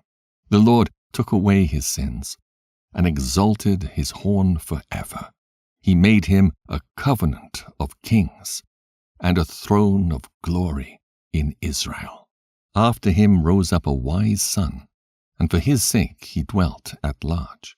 Solomon reigned in a peaceable time, and was honored. For God made all quiet round about him, that he might build an house in his name, and prepare his sanctuary forever. How wise wast thou in thy youth, and as a flood filled with understanding. Thy soul covered the whole earth, and thou fillest it with dark parables. Thy name went far unto the islands, and for thy peace thou wast beloved. The countries marveled at thee for thy songs and proverbs and parables and interpretations. By the name of the Lord God, which is called the Lord God of Israel, thou didst gather gold as tin, and didst multiply silver as lead. Thou didst bow thy loins unto women, and by thy body thou wast brought into subjection. Thou didst stain thy honor and pollute thy seed, so that thou broughtest wrath upon thy children, and wast grieved for thy folly. So the kingdom was divided, and out of Ephraim ruled a rebellious kingdom. But the Lord will never leave off his mercy, neither shall any of his works perish. Neither will he abolish the posterity of his elect, and the seed of him that loveth him he will not take away. Wherefore he gave a remnant unto Jacob, and out of him a root unto David. Thus rested Solomon with his fathers, and of his seed he left behind him Rehoboam, even the foolishness of the people, and one that had no understanding, who turned away the people through his counsel. There was also Jeroboam the son of Nebat, who caused Israel to sin, and showed Ephraim the way of sin. And their sins were multiplied exceedingly, that they were driven out of the land. For they sought out all wickedness, till the vengeance came upon them. Chapter 48. Then stood up Elias the prophet as fire, and his word burned like a lamp. He brought a sore famine upon them, and by his zeal he diminished their number. By the word of the Lord he shut up the heaven, and also 3 times brought down fire. O Elias, how wast thou honored in thy wondrous deeds! And who may glory like unto thee, who didst raise up a dead man from death, and his soul from the place of the dead by the word of the Most High, who broughtest kings to destruction and honorable men from their bed, who heardest the rebuke of the Lord in Sinai, and in Horeb the judgment of vengeance, who anointedst kings to take revenge, and prophets to succeed after him, who was taken up in a whirlwind of fire, and in a chariot of fiery horses, who was ordained for reproofs in their times, to pacify the wrath of the Lord's judgment before it break forth into fury, and to turn the heart of the father unto the son, and to restore the tribes of Jacob. Blessed are they that saw thee, and slept in love, for we shall surely live. Elias it was who was covered with a whirlwind, and Eliseus was filled with his spirit. Whilst he lived, he was not moved with the presence of any prince, neither could any bring him into subjection. No word could overcome him, and after his death his body prophesied. He did wonders in his life, and at his death were his works marvelous. For all this the people repented not, neither departed they from their sins, till they were spoiled and carried out of their land, and were scattered through all the earth. Yet there remained a small people, and a ruler in the house of David, of whom some did that which was pleasing to God, and some multiplied sins. Ezekias fortified his city and brought in water into the midst thereof. He digged the hard rock with iron and made wells for waters. In his time Sennacherib came up and sent Rabsaces and lifted up his hand against Sion and boasted proudly. Then trembled their hearts and hands, and they were in pain as women in travail. But they called upon the Lord which is merciful, and stretched out their hands toward him. And immediately the Holy One heard them out of heaven, and delivered them by the ministry of Isai. He smote the host of the Assyrians, and his angel destroyed them. For Ezekias had done the thing that pleased the Lord, and was strong in the ways of David his father, as Isai the prophet, who was great and faithful in his vision, had commanded him.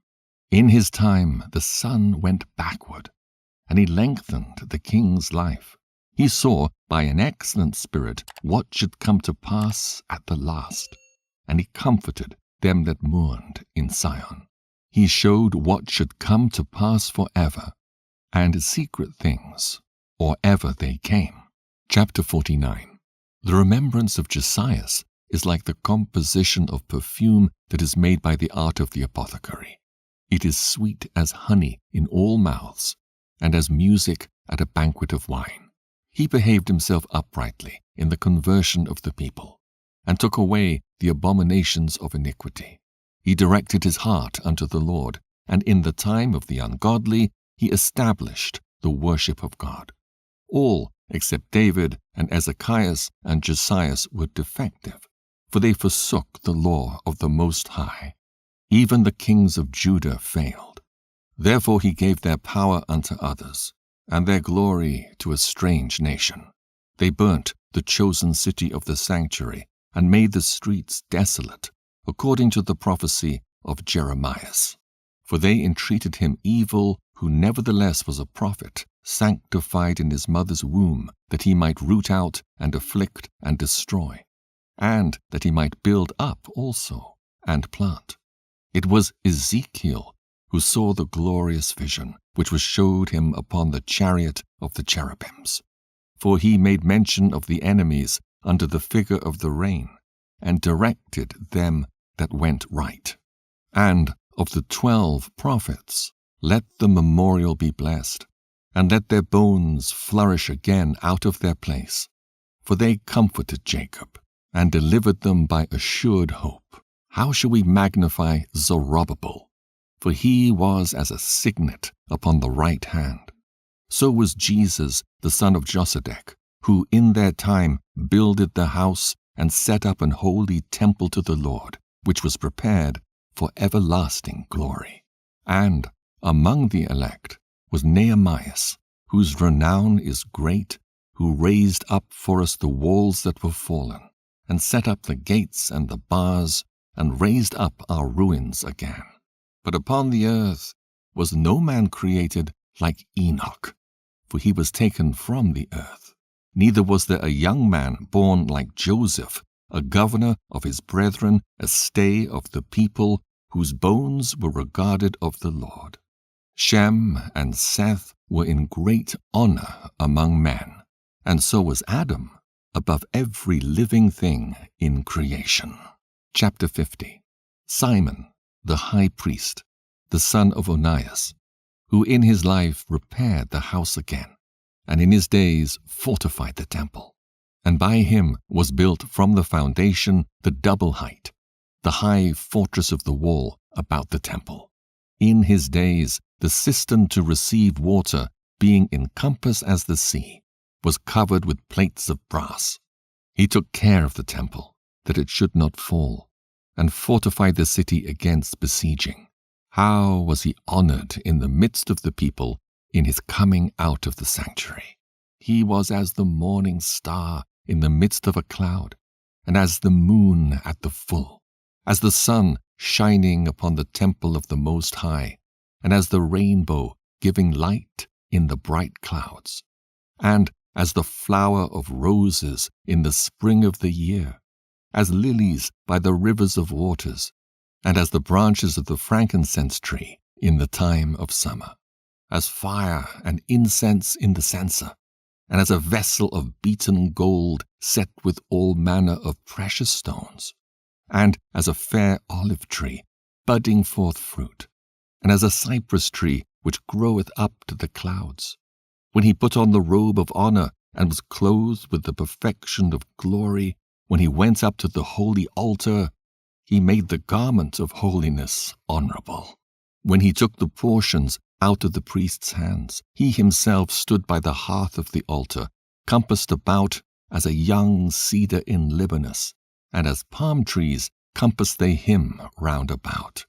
So were all the sons of Aaron in their glory, and the oblations of the Lord in their hands before all the congregation of Israel.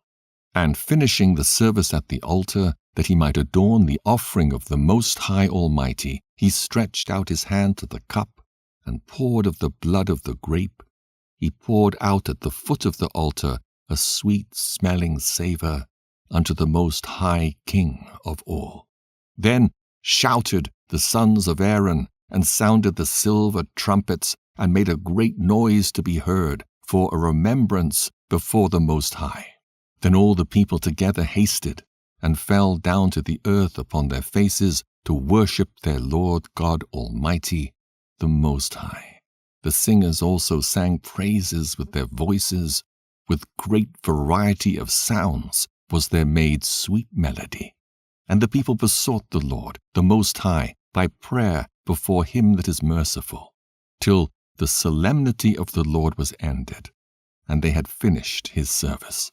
Then he went down and lifted up his hands over the whole congregation of the children of Israel, to give the blessing of the Lord with his lips, and to rejoice in his name. And they bowed themselves down to worship the second time, that they might receive a blessing from the Most High.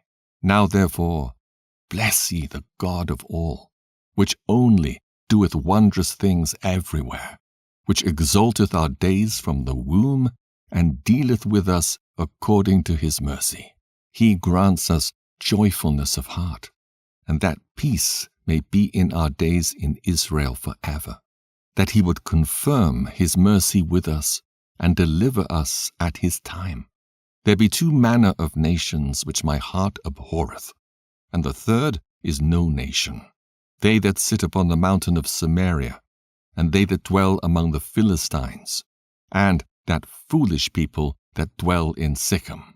Jesus, the son of Sirach of Jerusalem, hath written in this book the instruction of understanding and knowledge, who out of his heart poureth forth wisdom.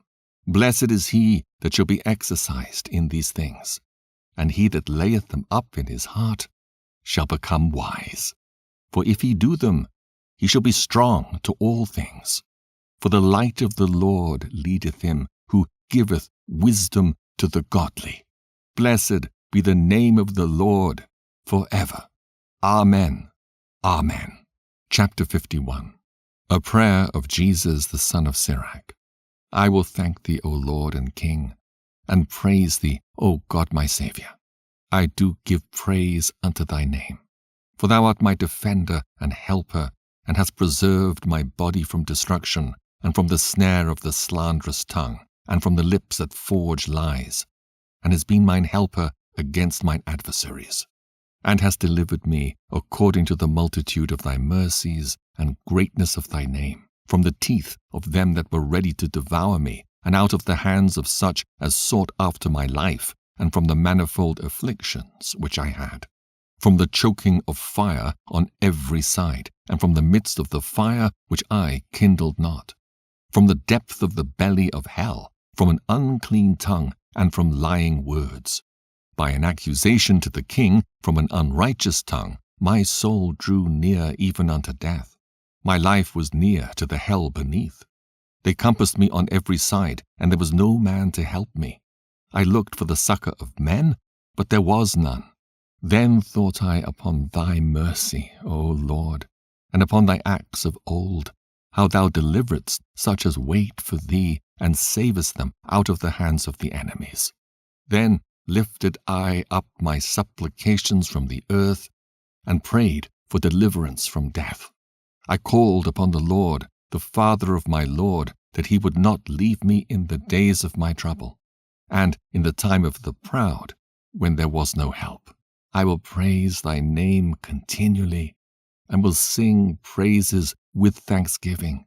And so my prayer was heard. For thou savedst me from destruction, and deliveredst me from the evil time. Therefore will I give thanks and praise thee, and bless thy name, O Lord. When I was yet young, or ever I went abroad, I desired wisdom openly in my prayer. I prayed for her before the temple, and will seek her out even to the end.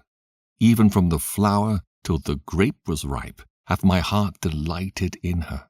My foot went the right way. From my youth up I sought after her. I bowed down mine ear a little, and received her, and gat much learning. I profited therein. Therefore will I ascribe glory unto him that giveth me wisdom. For I purposed to do after her, and earnestly I followed that which is good. So shall I not be confounded. My soul wrestled with her, and in my doings I was exact. I stretched forth my hands to the heaven above, and bewailed my ignorances of her. I directed my soul unto her, and I found her in pureness. I have had my heart joined with her from the beginning. Therefore shall I not be forsaken. My heart was troubled in seeking her. Therefore have I gotten a good possession. The Lord hath given me a tongue for my reward, and I will praise him therewith. Draw near unto me, ye unlearned, and dwell in the house of learning. Wherefore are ye slow? And what say ye to these things, seeing your souls are very thirsty?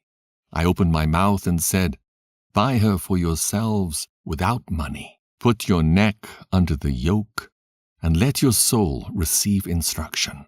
She is hard at hand to find. Behold with your eyes how that I have gotten but little labor, and have gotten unto me much rest. Get learning with a great sum of money, and get much gold by her. Let your soul rejoice in his mercy, and be not ashamed of his praise. Work your work betimes, and in his time he will give you your reward.